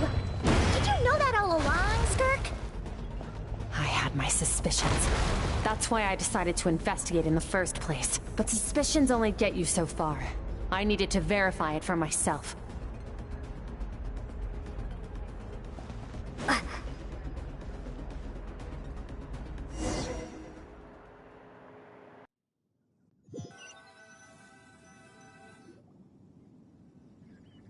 Phew.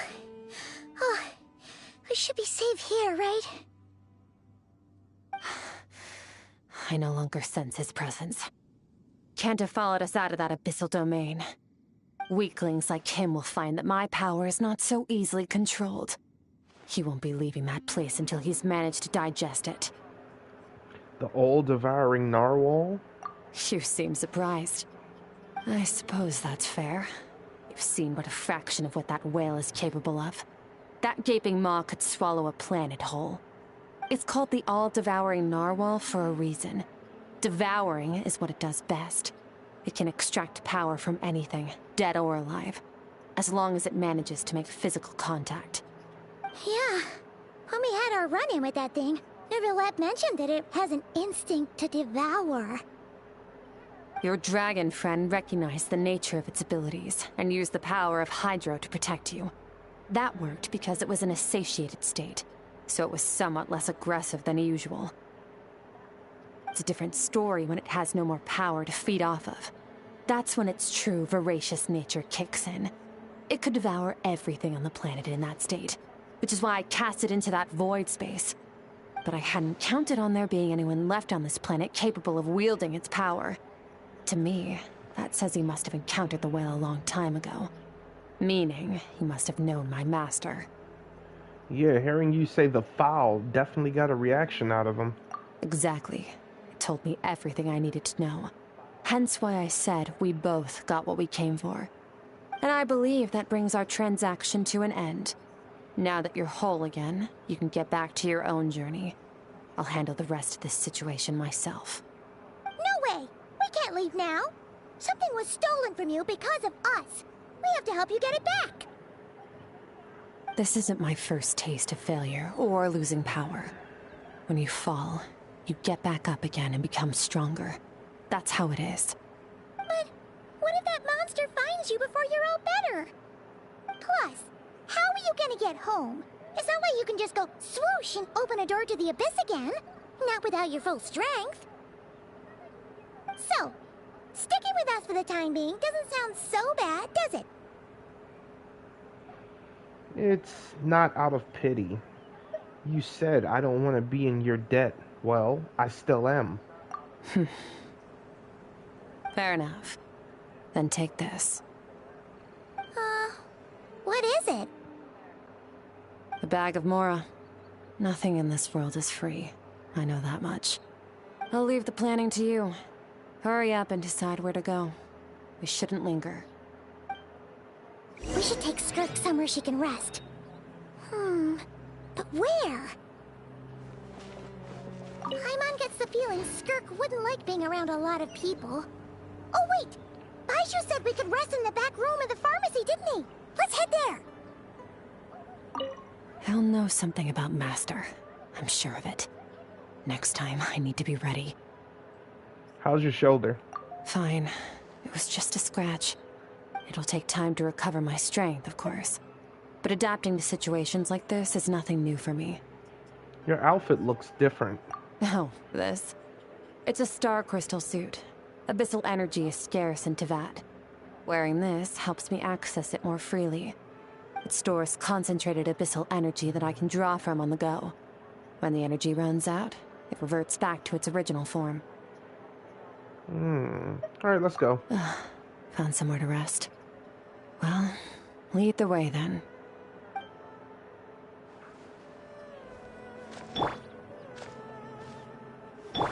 It's like she didn't even want to manifest on my team for a second. What the heck? Insane work. Alright, I am gonna crown this one time. Yeah, she definitely came in that land time. Look at that. Come on now.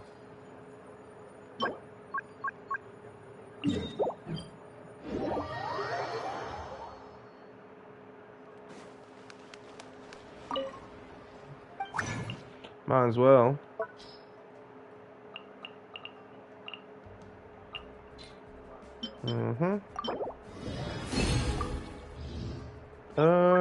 Elemental burst. There we go.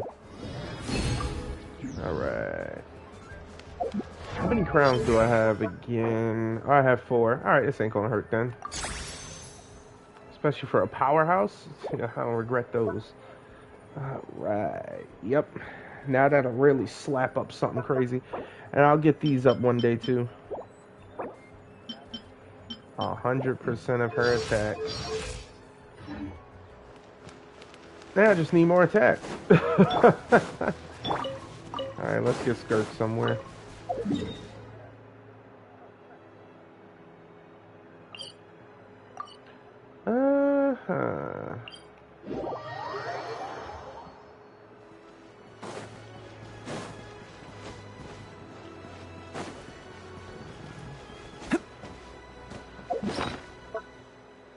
picture people see me do that and they like, what the heck? Like, seriously. I'd be like, wait, what the heck? What is he doing? Is Chi-Chi there? No. What? Hold on. You look much better, traveler. Should I take it that your health issues are resolved? In your case, was a tricky one. Seems slightly too early to celebrate. Very true, Changsheng. Further observation is in order, I think. We haven't had many patients recently, so we have several vacant rooms. Feel free to stay a few more days if you need. Awesome. Thanks. Couldn't miss that opportunity. You don't just walk around.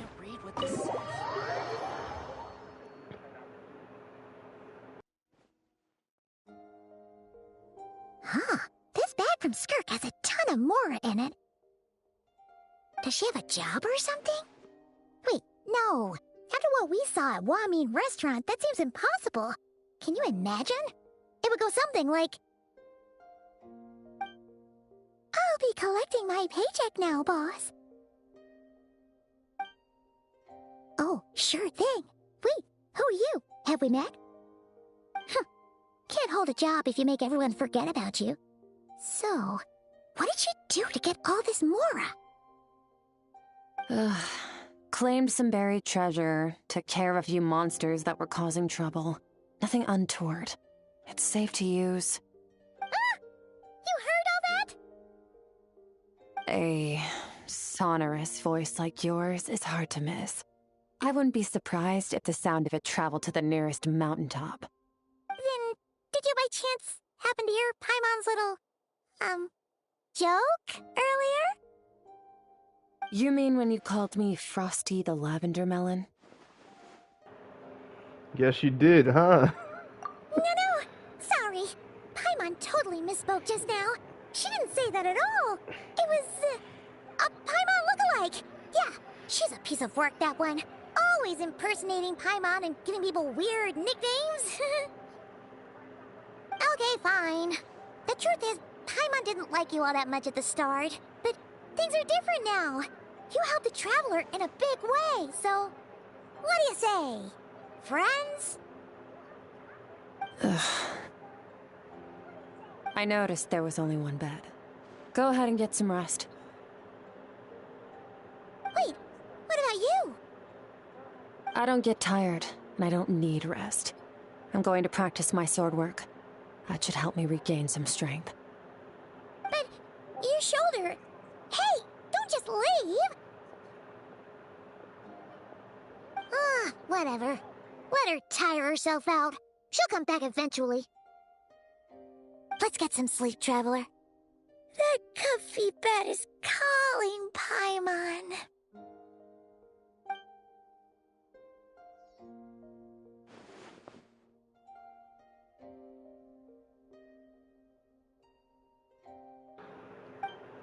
Paimon is right. Skirk will stop and take a break once she gets tired.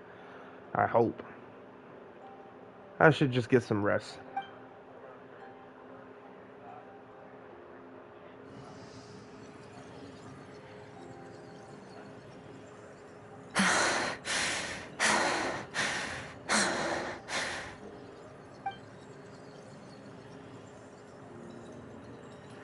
Skirk?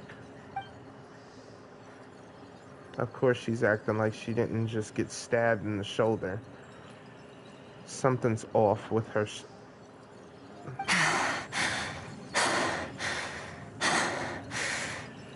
Quiet. Who's she talking to? There's no one around unless...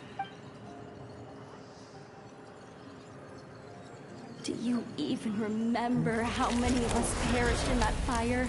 How many bodies were left to rot on the scorched earth? Yet you alone live on. Keep your gaze fixed on your blade. You don't deserve to rest. Run, Skirk. Run! Only death awaits us here. Keep running, and don't ever look back.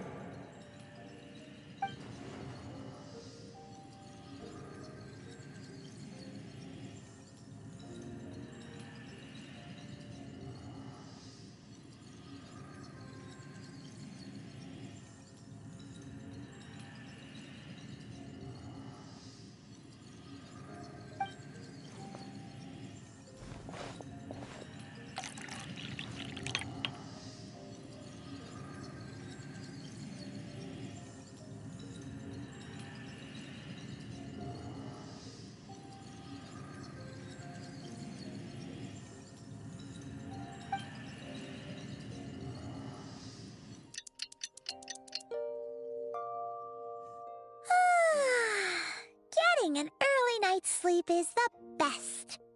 That bed was so comfy. Wait, Skirk? Have you been sitting out here the whole night? The bed's all yours if you want it.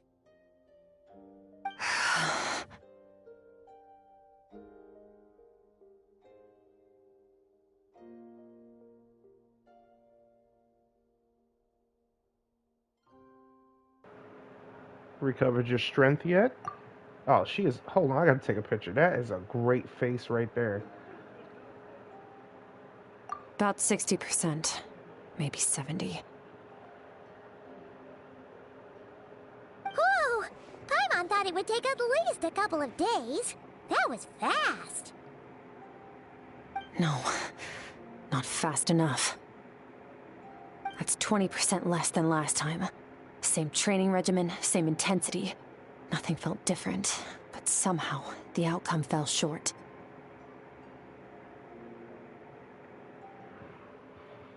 Maybe it's because of the spike that stabbed you. No, I think the problem's with me. I need to meditate for the next 2 days. Deep introspection should help me find the issue. Ooh, sounds intense. We'll watch over you in the meantime, then. Thanks. See you in 2 days.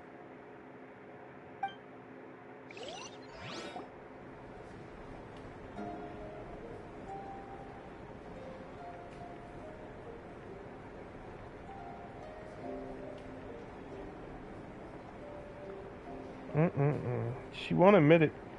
She missed her family most likely, too. Morning! Skirk is still meditating, huh? It's been 2 days already. Shouldn't she be awake by now?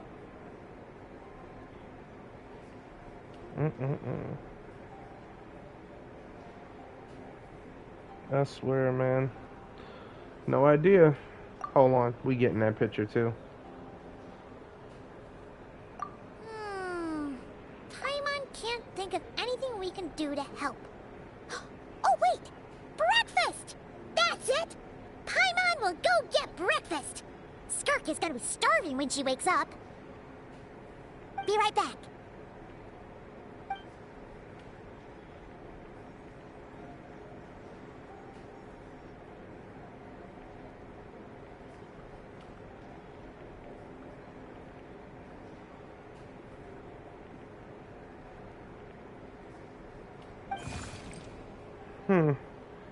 What the heck?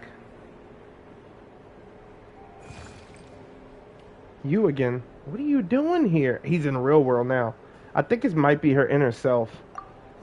Tell the truth.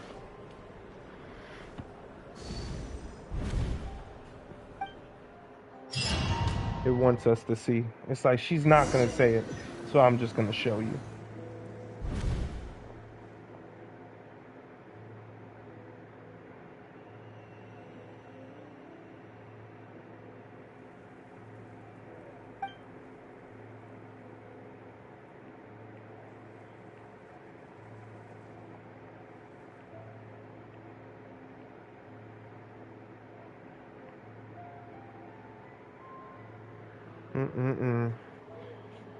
Whoa, this place looks crazy. And on closer introspect, the color of the water is changing. The closer I get, the lower portion, the darker it becomes. Almost as if abyssal.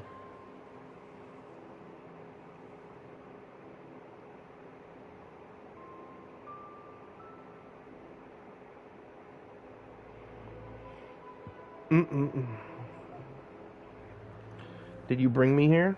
That's right. This is Skirk's inner world. Think of it as the threshold between the soul and dreams. This isn't your first time here, but what you remember is probably a space covered in darkness. I only managed to illuminate a small portion for you back then. So you can speak. Actually, it's my first time talking to someone like this. I only managed to break free and bring you here because the injury weakened her power. I guess that's why I can speak again, too.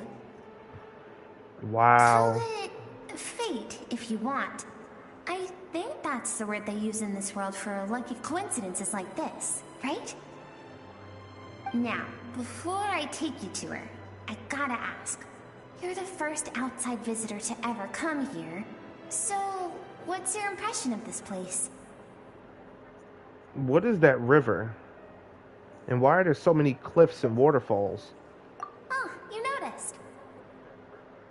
This river represents Skirk's strength. Strength accumulates over time. It is the summation of a person's lived experience. So this river is where all the fragments of Skirk's life should converge into a single stream of memories and emotions, flowing forward as one. But as you can see, this river has been severed numerous times. It's because Skirk doesn't like who she was in the past. And all she sees reflected in the river is a disgraceful shadow of who she was. She cuts through water and rock with the sword of reason, severs her connection with the past, and begins anew. Wait, that reminds me of something. You must learn to shut out all the pointless emotion. Crush the self that makes you weak, and become master over your physical form. This isn't my first taste of failure or losing power. When you fall, you get back up again and become stronger. That's how it is.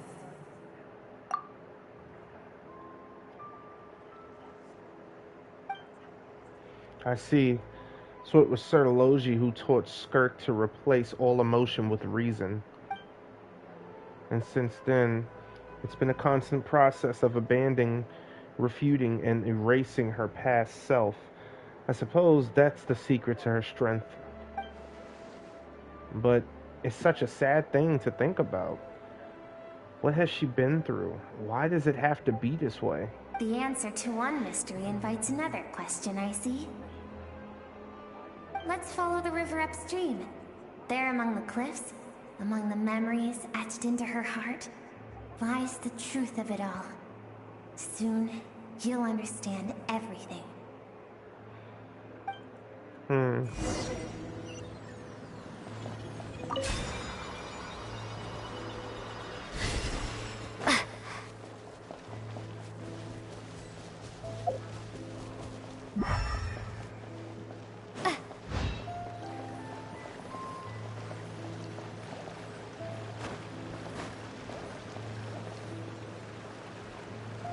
So we can fall. Oh. I'm supposed to follow that thing? I didn't even see it. Ah!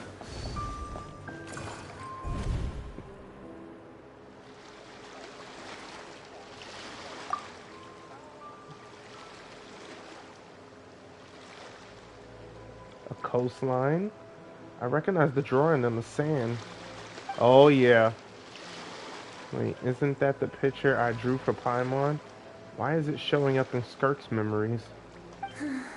I've always thought that, even when falling leaves don't come from the same tree, they can still form bonds of kinship when they meet. Like meteors, you both made a journey through the stars. Both travelers who have landed on a planet that is not your home. Yet, when she first noticed your presence, although she hesitated for a moment, she still chose to walk away, indifferent as ever. Why? If I think about it, it's not surprising at all. After what happened in Warming Restaurant, it's obvious she prefers to disappear from other people's lives. She hasn't seen Child in years either. I doubt she's ever made a connection with this world of her own volition. What I'm seeing now is a microcosm of her entire life. Seems like you've answered your own question. Skirk sees herself as a trespasser in this world. She's made a conscious choice to avoid altering its path. But the reason for that decision stems from events much earlier on in her life. Let's keep going. It's still a long way to the source of the river.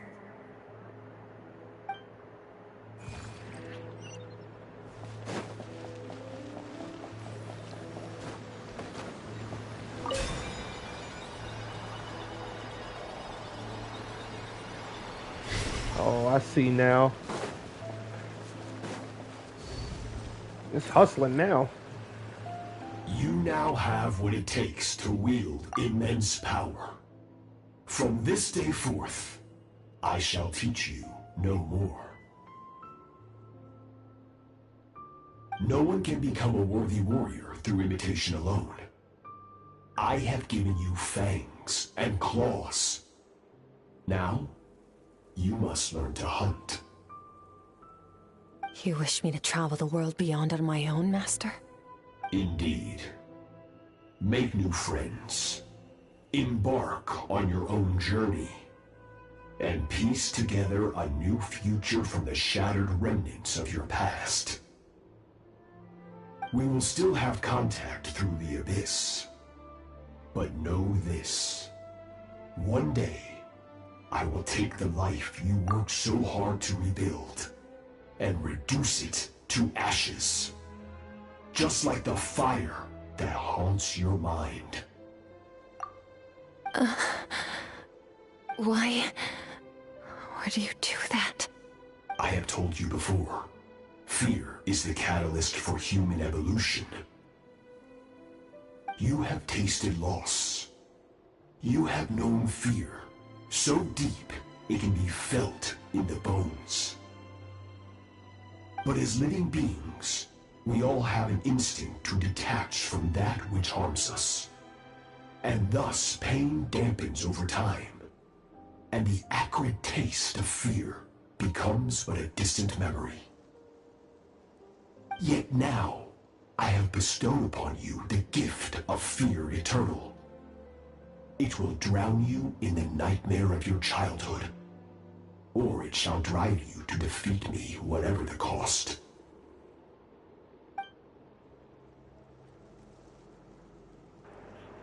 That figure next to Skirk looks familiar, right? I saw the same figure during the battle against the old devouring narwhal. That is what Skirk's master, the foul Sertologi, looked like at one point in time. So he can change form. Of course. As a higher being, physical form is a triviality to him. He could appear as a beast, a human, or even a monster that defies description. The form you see him in here, clad in abyssal armor, is the one he usually wears when traveling through the stars. I used to think Sertologi and Skirk were just master and disciple, like Skirk and child. Now I see why Skirk chose to distance herself from humanity. Sertologi told her to put down roots here, while at the same time threatening to destroy whatever life she managed to create. For certain reasons, I need to bridge the power gap between me and my master as quickly as possible. But first, I need to understand the source of his strength. To do that, I need to follow in his footsteps, walk the path he once walked, and somewhere along the way, I'll find out how to defeat him. That is my sole focus and purpose.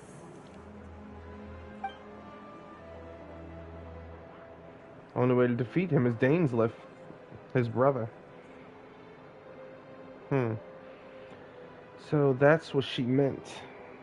But I still don't understand why Sertologi would do that.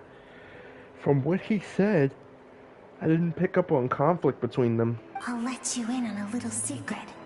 The real Sertologi is terrifying. The scope of his power is impossible to understand until you experience it firsthand. It is absolute, the power to crush all things. Shall we keep going? Let's see. We're about halfway there.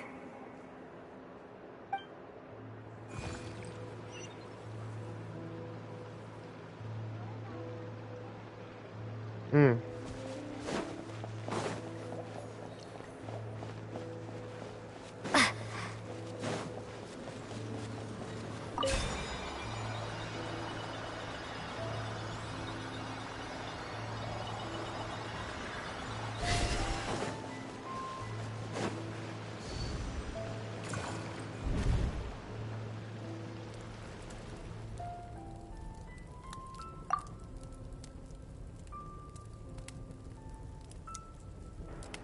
This is when she was a kid. We've made it quite a ways already. This is Skirk, when she first began training under Sertology. I have set your broken wrist. Tomorrow, you're to train twice as hard. No tears this time. Good. Attempting to garner sympathy through tears is a habit of the weak. A pitiful, useless ploy. Can I ask a question, Master? Why did you save me? I keep thinking, maybe it would be better if I had died. I wouldn't be haunted by that fire all the time. I wouldn't have to go on like this. I saved you because I have a plan for you. It has been too long since I fought a battle that demanded my full strength, and I hunger for it. Every so-called genius and prodigy I have faced has crumbled like sand underfoot. Before me, even fate bends the knee. So, I will teach you everything I know. Train you by whatever means necessary, in the hope that one day, you might surprise me. But I don't want to draw my sword against you, Master. What you want matters little. Among the boundless sea of stars, the cries of the weak are but faint murmurs that disappear into the void. You of all people know that well. Yes, Master. From that day forward, all she knew was grueling training, emptiness, and fatigue. After some time, her talent bloomed, and she gained control over her emotions, like her master. How should I put it? It was not that human emotion disappeared from her heart, but that reason came to dictate all she was allowed to feel. I suppose it was at this point that she became the Skirk you know today.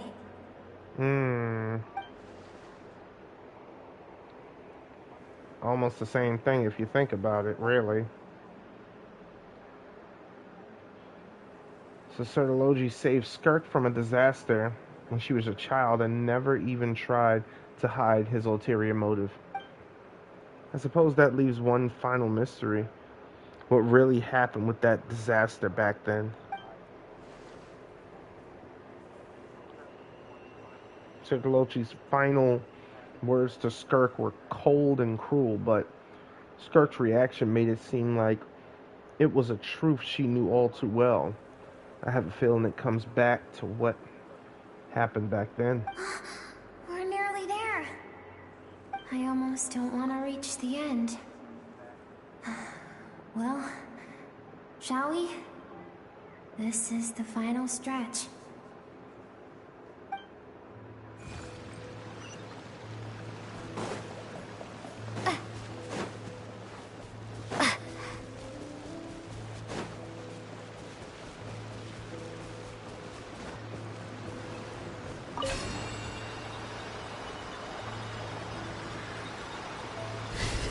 Bro, I thought it was about to drop being nowhere.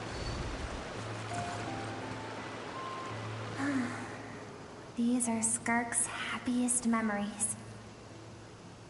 What a simple and carefree time it was. Wisps of clouds dotted the sky. The sun bathed everything in golden light. And when song filled the air, not even the shyest of flowers could resist swaying along. This is Skirk's homeland. She was so curious about everything as a child. Always always skipping school to go exploring instead. There was so much to discover. The treasures at the bottom of the sea, the secrets beyond the stars, and that merchant ship packed with adults wearing those strange clothes. Yes, the ship. That was the beginning of the end. It was a spaceship. When it arrived, the people that disembarked wore smiles on their faces and spoke of friendship. They claimed to be merchants from a neighboring planet, looking to establish trade. Skirk's parents, her relatives, her neighbors, everyone welcomed the newcomers with open arms and allowed them to explore the planet. To them, the visitors were guests and should be treated with hospitality. No one had any idea of what was to come.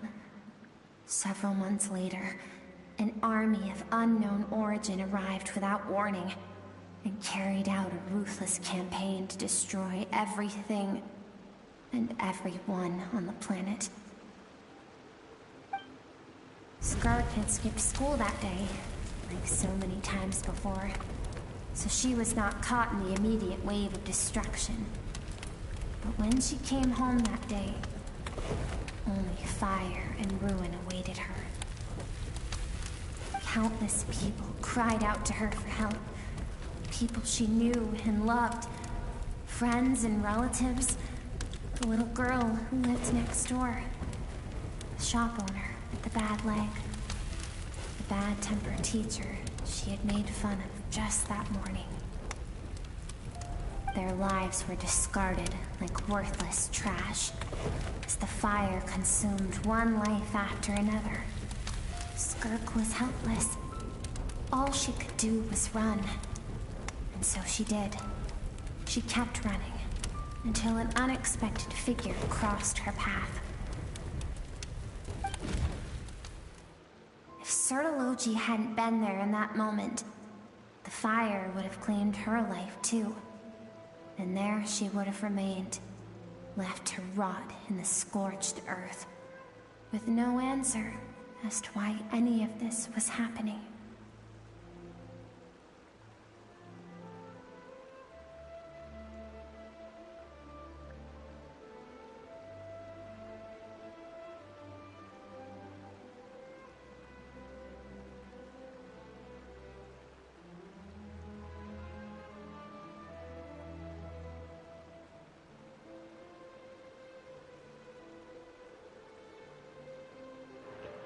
So why did those people destroy her homeland?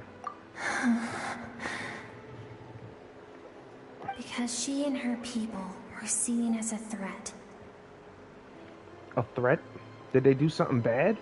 As the initial merchant ship explored the planet, they discovered that it hadn't always had the condition to support life. Yet there was evidence of human activity, even during the periods of extreme heat or cold in the past. Further research revealed that, over time, the people of this planet had evolved the ability to adapt to any type of environment or energy source. For that reason, the outsiders viewed them as a potential threat, and decided to eliminate them before the threat could rear its head. And so, the army was called, and the so-called danger was wiped from the face of the planet.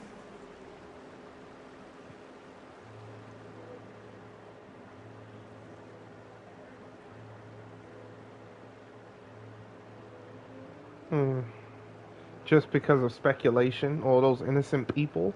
Senseless, isn't it?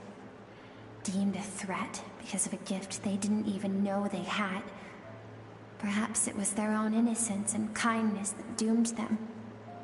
But in the end, that was lost to the blaze as well. If those with power get to decide good and evil, then all you can trust in is the sword in your hand. And so, before death could claim her, she ran. She ran and never stopped.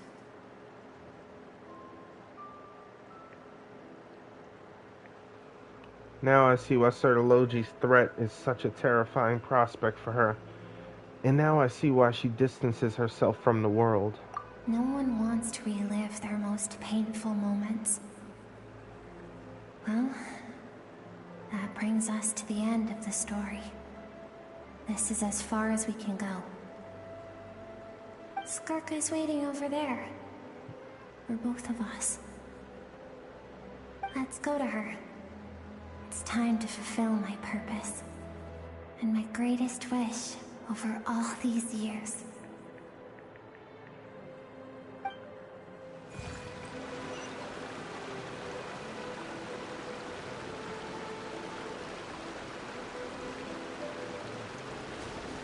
Wow. Absolutely powerful.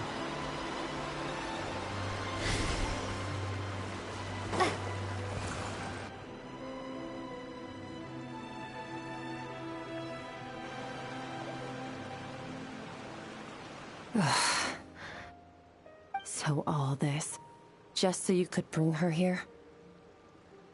I have things to say to you. Well, to me. I want someone to witness our reconciliation, even if it takes an argument to get there.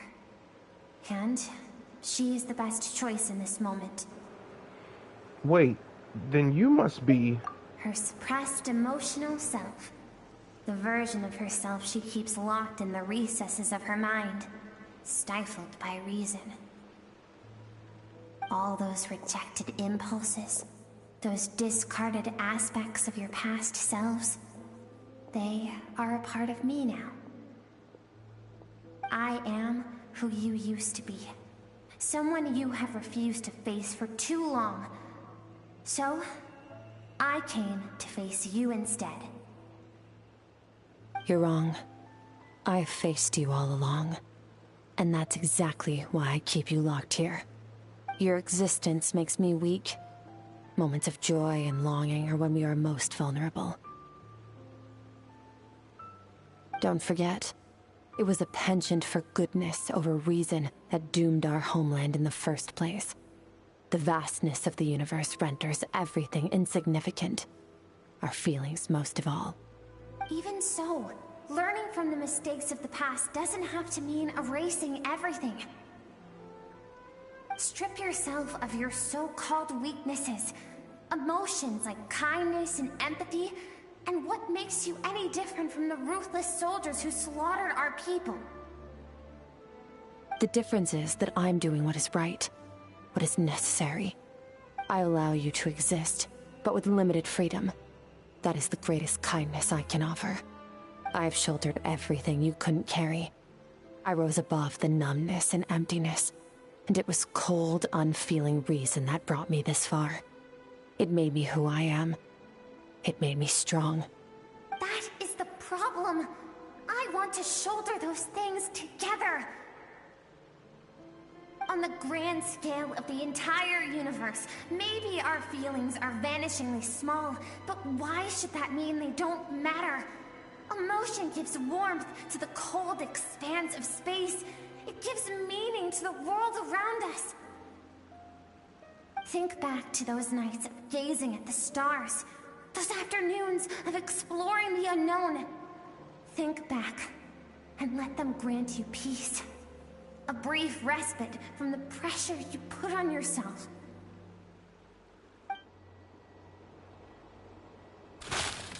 That isn't what we need. Exactly what we need! Aren't you curious about why recovering your strength has taken longer than normal this time? Finally, you get to the important part. That is the only answer I came here to find. Then look around. Look at your inner world. You cast aside your dreams and curiosity, and in doing so, you lost your original motivation. You severed all connection to who you used to be, so you can no longer draw strength from your past. Now, the only things driving you forward are fear and survivor's guilt. But these cannot take you far enough. And so, this river, the source of your strength, grows more polluted by the day. And do you think that means I should seek help from a weak little thing like you? Your emotional self isn't weak. The fact that she transcended time and broke free from her constraints to come and face you, that proves it. Thank you for saying that. I knew bringing you here would be the right choice. To be honest, I'm not here to argue with you. This isn't about who's right or wrong. And in fact, I agree that in order to make it through the wake of that tragedy, we had to distance ourselves from the pain through reason over emotion. But what is right at one point in time isn't always right forever. I know you will never forget that fire. I know the fact that you were the sole survivor fills you with guilt. And I know that among the voices that haunt you, mine is there too. Because deep down, you know that you didn't turn out to be the person you wanted to be. All those unfulfilled hopes are like knives to the heart. And I don't want you to hurt anymore. So even if you can't accept me, I hope, at least, that you can let go. I keep thinking, maybe it would be better if I had died. I wouldn't be haunted by that fire all the time. I wouldn't have to go on like this.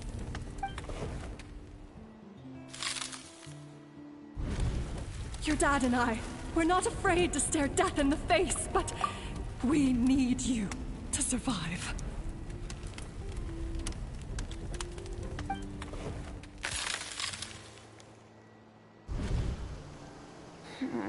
I'm sick of being a kid.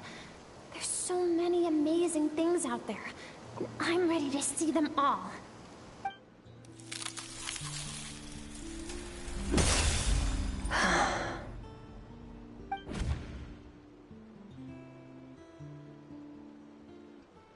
I remember. There was a song Mom and Dad always sang when we went out to fetch water. Dancing water. The sand along your path is begging for your song and movement. Will you carry this burden with you on your journey? I am not the dancing water, and you are not the burdensome sand. But if this is your wish, then I will carry you with me until the end. Thank you. I should be thanking you.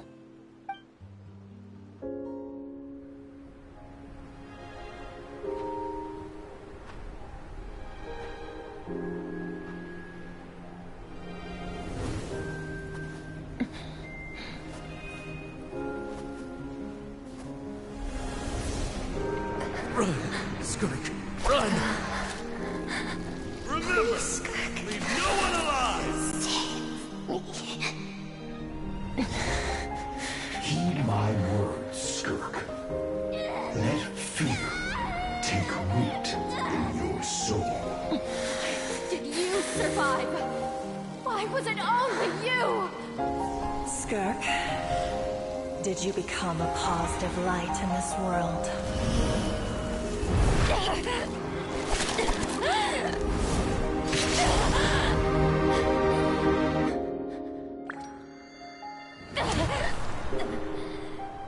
Hey, this doesn't have to be the end.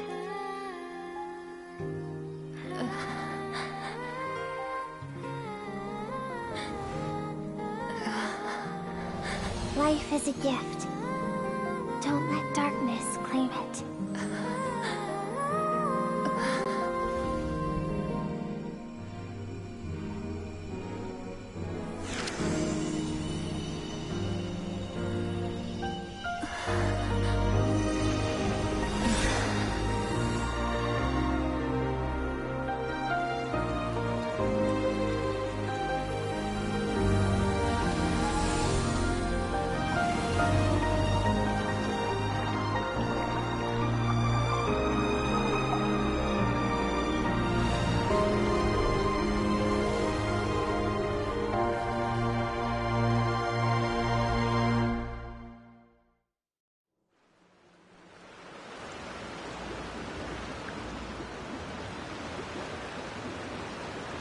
So, you saw my memories then. I once asked my master if survival of the strongest was the law of the universe. He said no. But in a world without order, those with no moral boundaries tend to be the ones who survive.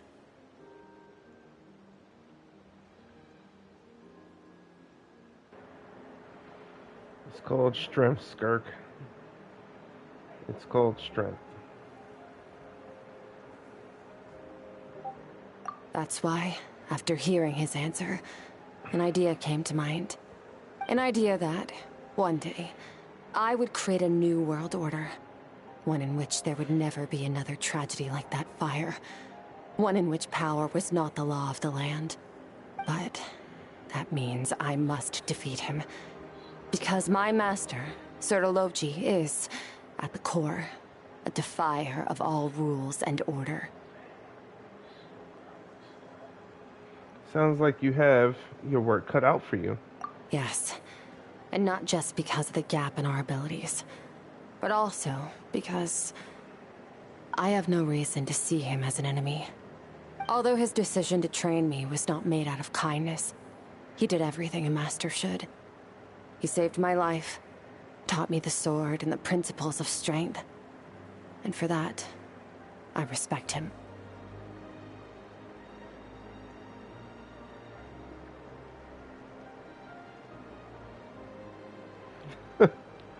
But he intends to face you in battle one day. I know. And it's not something I want. But Master never goes back on his word. I have to treat everything he says as a promise. He's no longer into that. But he sends me messages through the abyss every now and then. Most of them are simple greetings, or an answer to one of my questions. Every time I hear from him, my heart skips a beat. And I wonder if this is the moment where he'll finally appear before me and tear down everything I've built to pieces. Maybe that means I do live in eternal fear, just like he said. Yes, I respect him, but I'm also afraid of him. And for that reason, the pursuit of strength consumes every moment of my life. I don't know what Master has planned, but I have to be ready.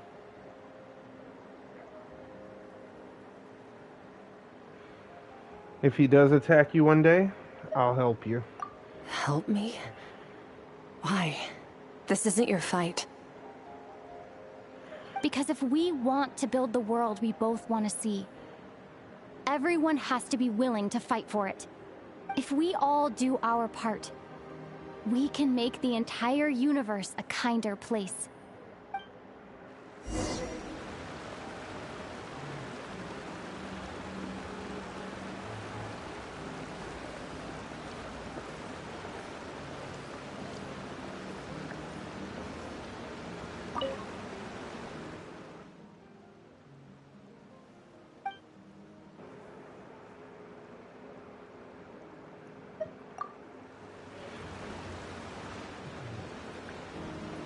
I'm curious about one thing. Oh, they already settled it. Never mind. It's a domain. Alright, let's go, Skirk. Let's go together.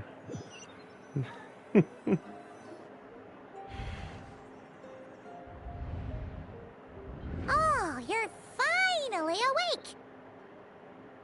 Honestly, Paimon was gone for like 2 seconds and then she comes back and finds you both unconscious? Oh, you scared Paimon half to death! You're both okay, right? What does it look like?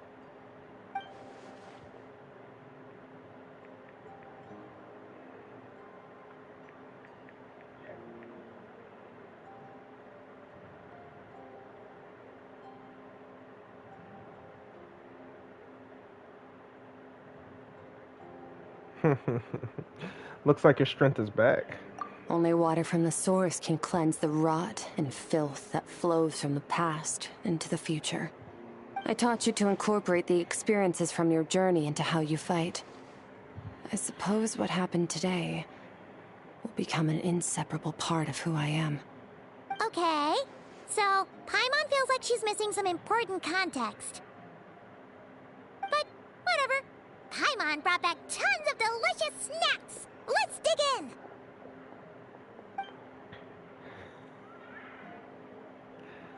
All right. It's about time we finished what we started. We're gonna deal with this thief for good, right?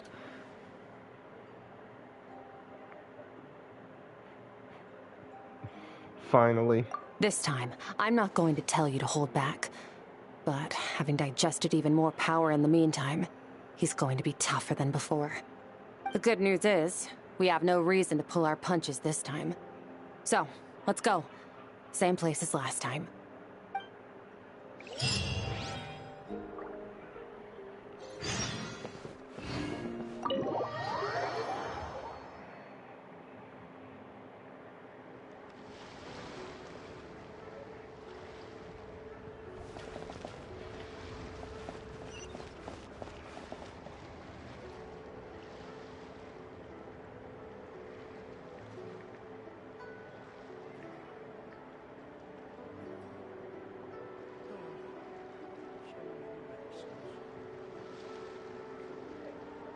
Please, show me your prescription. I guess we could teleport there, it'd be quicker. Oh, right. It's right there, of course.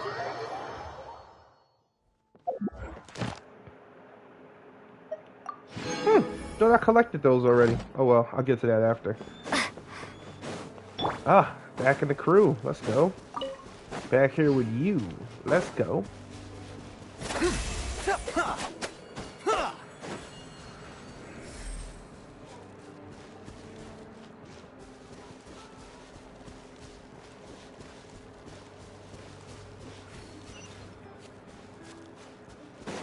Once again, you know, I gotta take care of this thing.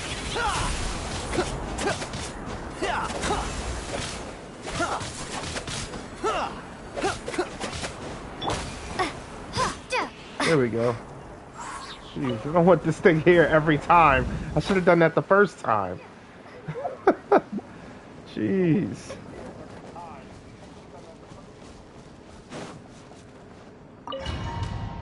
Time to finish this.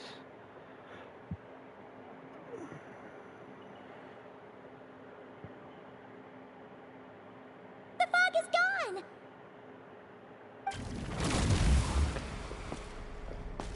Wait, isn't that the form the all-devouring narwhal changed into?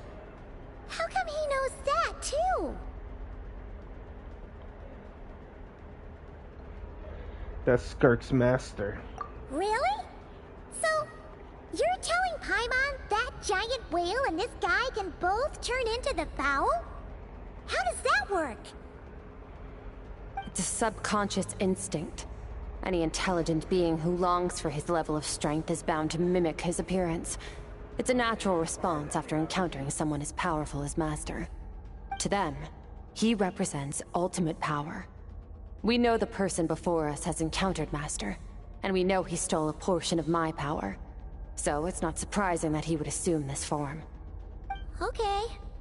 Oh, the closer Paimon looks, the more intimidating it gets. Nervalette isn't here this time, so it's up to us. He won't have the nerve to steal again after we're done with him. Let's teach this guy a lesson.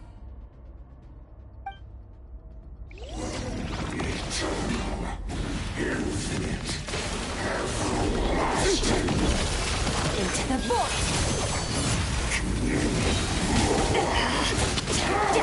Wipe out!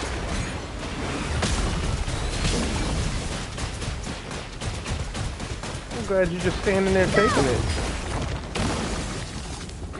Mm-hmm. Never saw Haven't forgotten your training, I hope.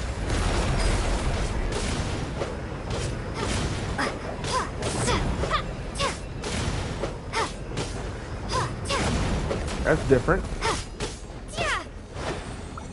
Hello there. Hi. Gonna do that. Heal up. That's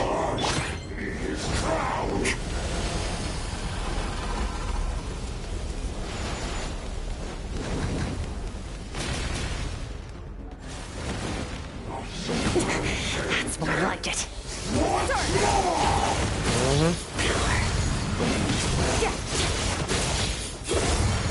right.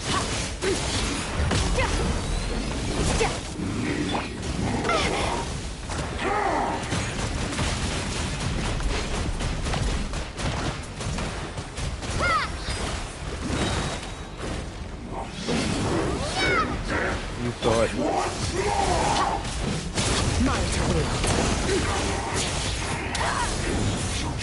Beyond this world.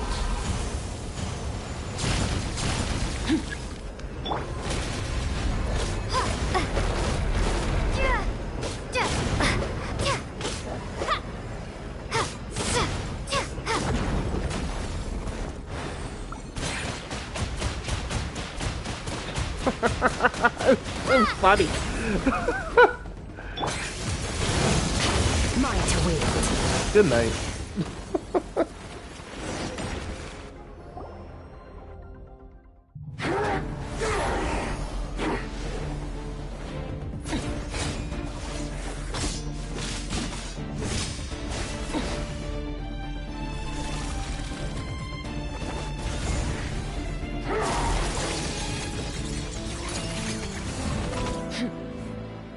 Haven't had enough of my power.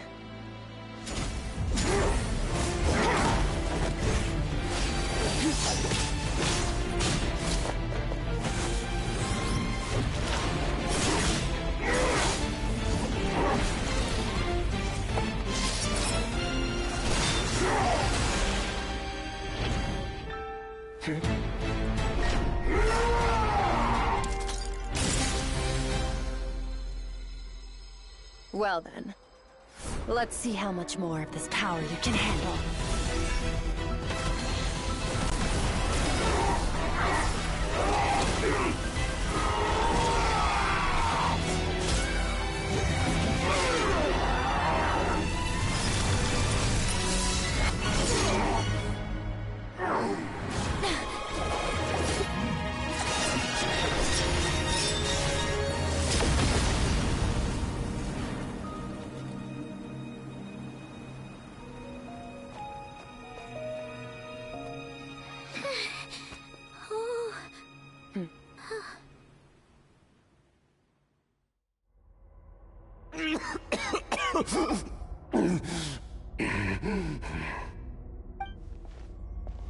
Well, have you come to your senses? You saw that my body was at its limit. So, you deliberately channeled your power into me, knowing that it would destroy my shell from within. Such power, such keen battle instincts. So, you must be... Skirk, Sertologi's disciple. How long has it been? How long has he been away from Tevat? Hundreds of years. Hundreds? Sorry. It's a lot to take in. I should introduce myself. I am Skafnungar, a friend of your master and one of his followers. This is the first time I've heard your name, Skirk. But hundreds of years ago, I knew you existed. And I knew you would come here. Hundreds of years ago? Sounds like you and Master have quite the history. Care to tell us about it? Of course. Might as well take advantage of a clear head while I can. The story starts a long, long time ago. I was born into a noble family in Conria. As the eldest son, I was set to inherit our title. But I contracted an incurable illness as a child, and everyone gave up on me. I trained the sword harder than anyone else, defeated all of my peers. But it was all in vain. When other people looked at me, all I saw in their eyes was pity, or a strange glee in my misfortune. Even my parents were just waiting for me to die. Over time, my heart hardened, and I became aimless. That was the point where I met your master, Sertologi. We were similar in age, but different in background. He was born in prison, the son of criminals who had been sentenced to death. He spent his childhood wandering the streets, facing more criticism than the literary works in the Universitas Magistrorum.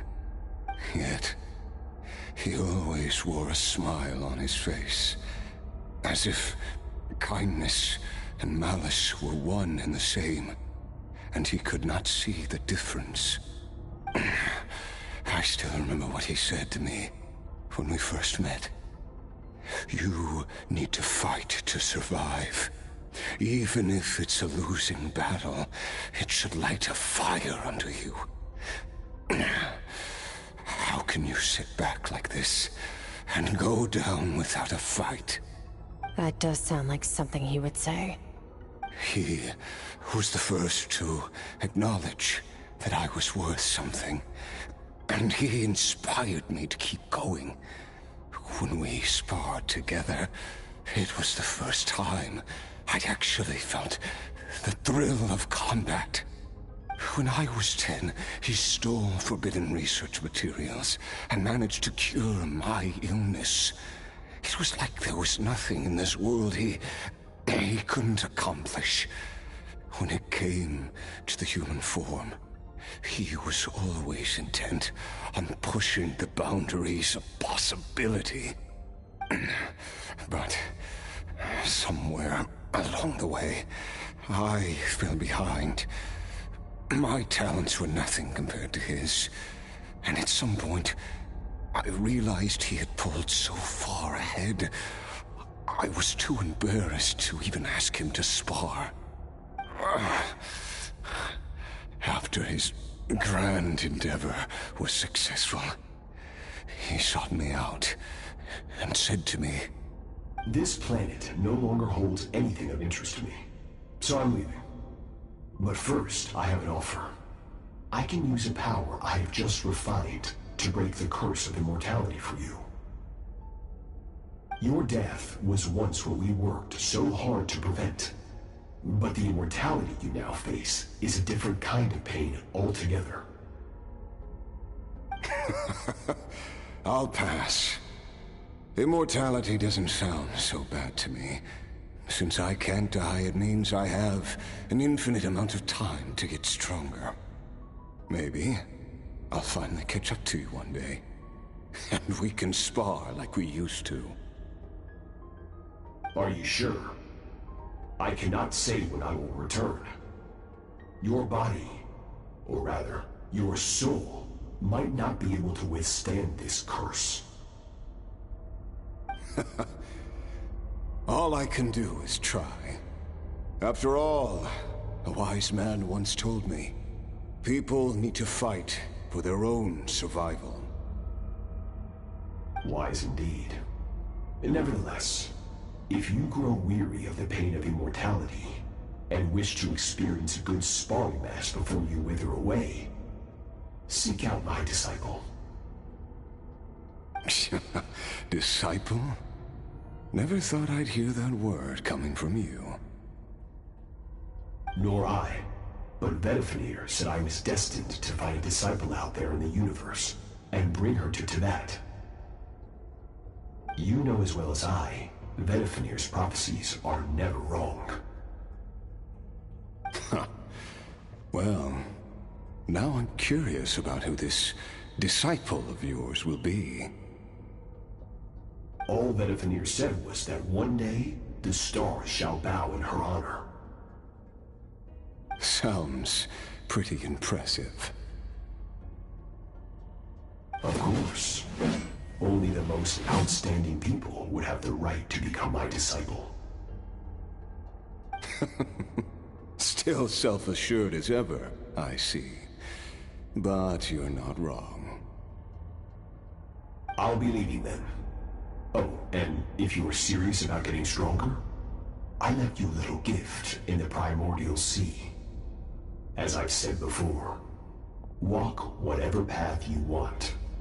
Freedom means even the wicked get to make their own choices. Waiting for me in the primordial sea was the all-devouring narwhal, already beaten into submission by Sertologi. In its weakened state, I was able to cut off part of its flesh and sew it into my own heart. Your heart? That sounds like torture! How did you even survive that? Because, of course, I bear the curse of immortality. So, you used the curse to turn yourself into a vessel for power. Even with that whale's ability, devouring power like that is not something the human body can withstand. With your body and soul constantly at the breaking point, it was the curse of immortality that sustained you. But that is not the path to strength. You have to pour your heart into it, work for it, dream of it. Instead, you stole something that didn't belong to you, and it backfired. You're right. I should have known better, but I had already pushed myself to my limits, and he was still miles ahead of me. So I had to take a leap of faith. I miss your master. I miss the days when we were all together, troublemakers without a home. I don't regret the choice I made. But if you'll allow it, I do want to apologize. To both of you. After the beating we just gave you, I think we can call it even. You're an interesting one as well. Sertologi's disciple. That's a lot to live up to. It can't have been an easy experience. I know what he's like. He rules with an iron fist, using despair and fear to force you to catch up to him, all the while standing ever out of reach. We're like mountain climbers in the dark, never knowing how much higher we have to climb, or when we will see the sun again. True. But I made up my mind long ago. No matter how dark it gets, I will not give in to despair. I will overcome it. Besides, after hearing your story, I suspect what Master really wants is not a battle that demands his full strength, but rather a defeat without regrets. Oh? Since you're his friend, you must have some things in common. First time we came here, when you stabbed me through the fog and stole my power, I felt no emotion coming from that spike. But when you had to devote all your strength fighting me just now, I could feel joy and passion emanating from your blade. It was the joy of a researcher discovering the truth of the world. The joy of an artist uncovering a temple of wonders. Interesting. I'm certain I didn't express those emotions outright. Yet you were able to read them from my blade, like a glimpse into my inner world. You're right. That battle brought me an unbridled sense of joy, and my defeat brings me no regret whatsoever. Exactly. I think Master also craves a battle like that. One where his opponent forces him to use all his strength, unlock the extent of his potential, and transcend his own limits. A battle to end all battles. After which, all can come to an end, including, perhaps, his life. For that very reason, good and evil are meaningless to him. He has one purpose, one goal: to complete himself. It's one of the secrets to his strength. Perhaps you're right. Perhaps that is his goal. What a battle that would be. Oh, to witness such a...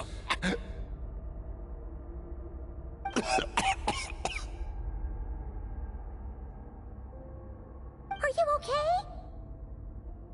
many different kinds of power are surging through my body. The curse of immortality allows it all to coexist, but it does not remove the pain. I won't be able to hold on to my sanity for much longer. What a shame. I would have loved to witness that battle. Sertologi once offered to free me from this curse. Now, I must ask that of you, Skirk. Can you release me from the pain? I can, but not through death, if that's what you were hoping for. It's not a suitable punishment for your crime. As an alternative, I can take your consciousness, along with all the power you've consumed, and smash it to pieces. The impurities will dissipate, and under the curse of immortality, your mind and body will regenerate. When that process is complete, you will be back to who you were before, no longer tortured by powers you can't control. But it will be a time-consuming and painful process. The decision is yours to make. I accept. And who knows? Perhaps I'll wake up in time to witness your great battle with Sertologi. I have faith that you'll be able to stand against him one day. Though I know it'll be a long and arduous road. If we are climbers in the dark, it appears the dawn has finally broken for me. But your ascent continues. At least, it looks like you are not alone on your journey. I will reach the top of this mountain, no matter what it takes. And you, Skofnunger, will be my witness at the end of all things. That's finally over. Let's get out of here. Huh! At least we don't have to make a mad dash for the exit like last time.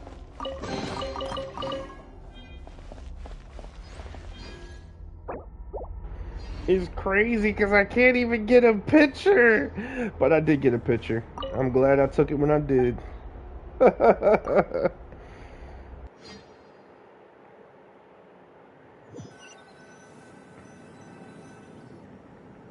did it!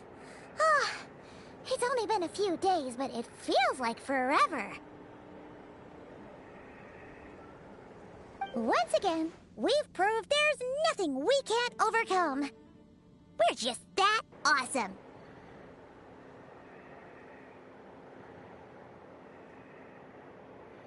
I didn't even break a sweat.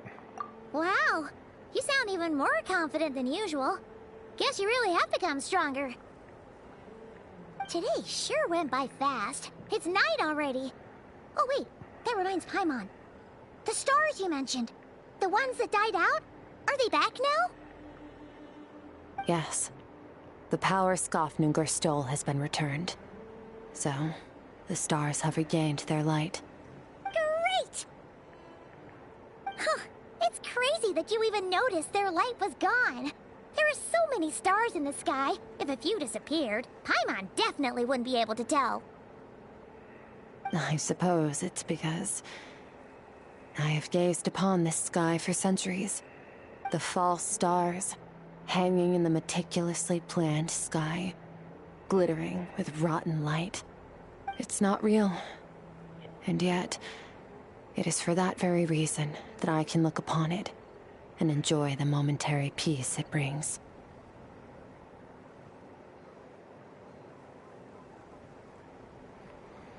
It's beautiful, I agree. Even the most beautiful of bubbles has to burst.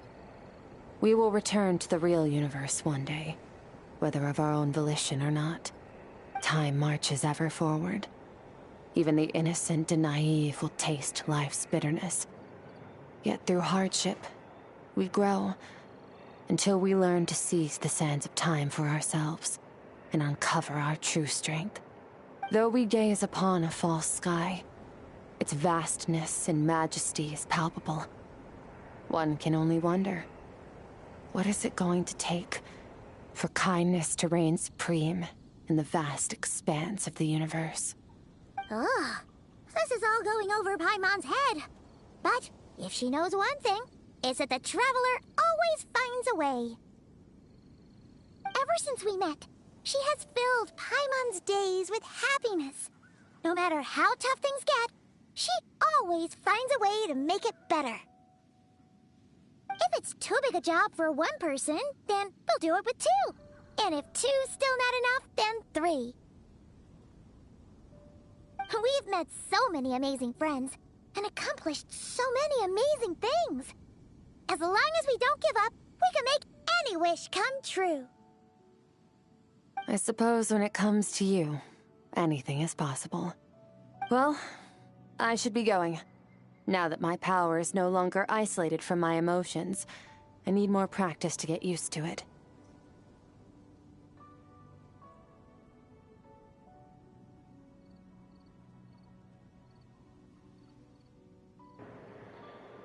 When will we meet again? I suppose fate will decide. Maybe we'll bump into each other on the street.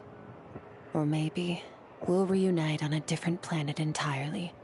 Regardless, reunions and partings are but passing moments.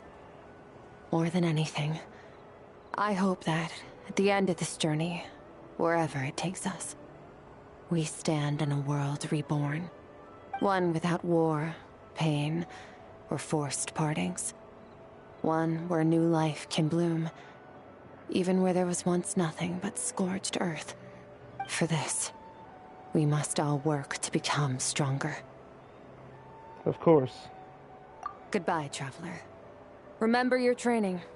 Make sure to put it to use. Bye!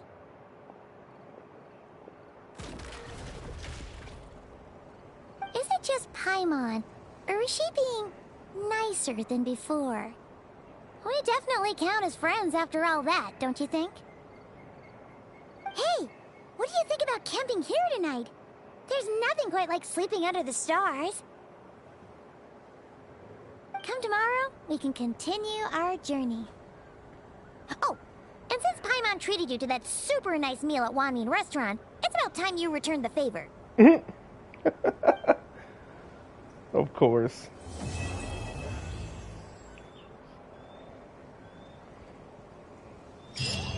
And like that, I hope y'all have a great night. I plan on doing another story and possibly trying to get this done. I wonder, oh, this just came right in. I don't need to do any of it though because I have every single character. So let me just run these trials right now. Might as well. Whew, that was a workout. Oh man. So many trials. Oh man. I hope y'all have a great night. And I'll see you in the next one. I just said it just to get rid of the dot. I don't want to say it anymore. I feel you.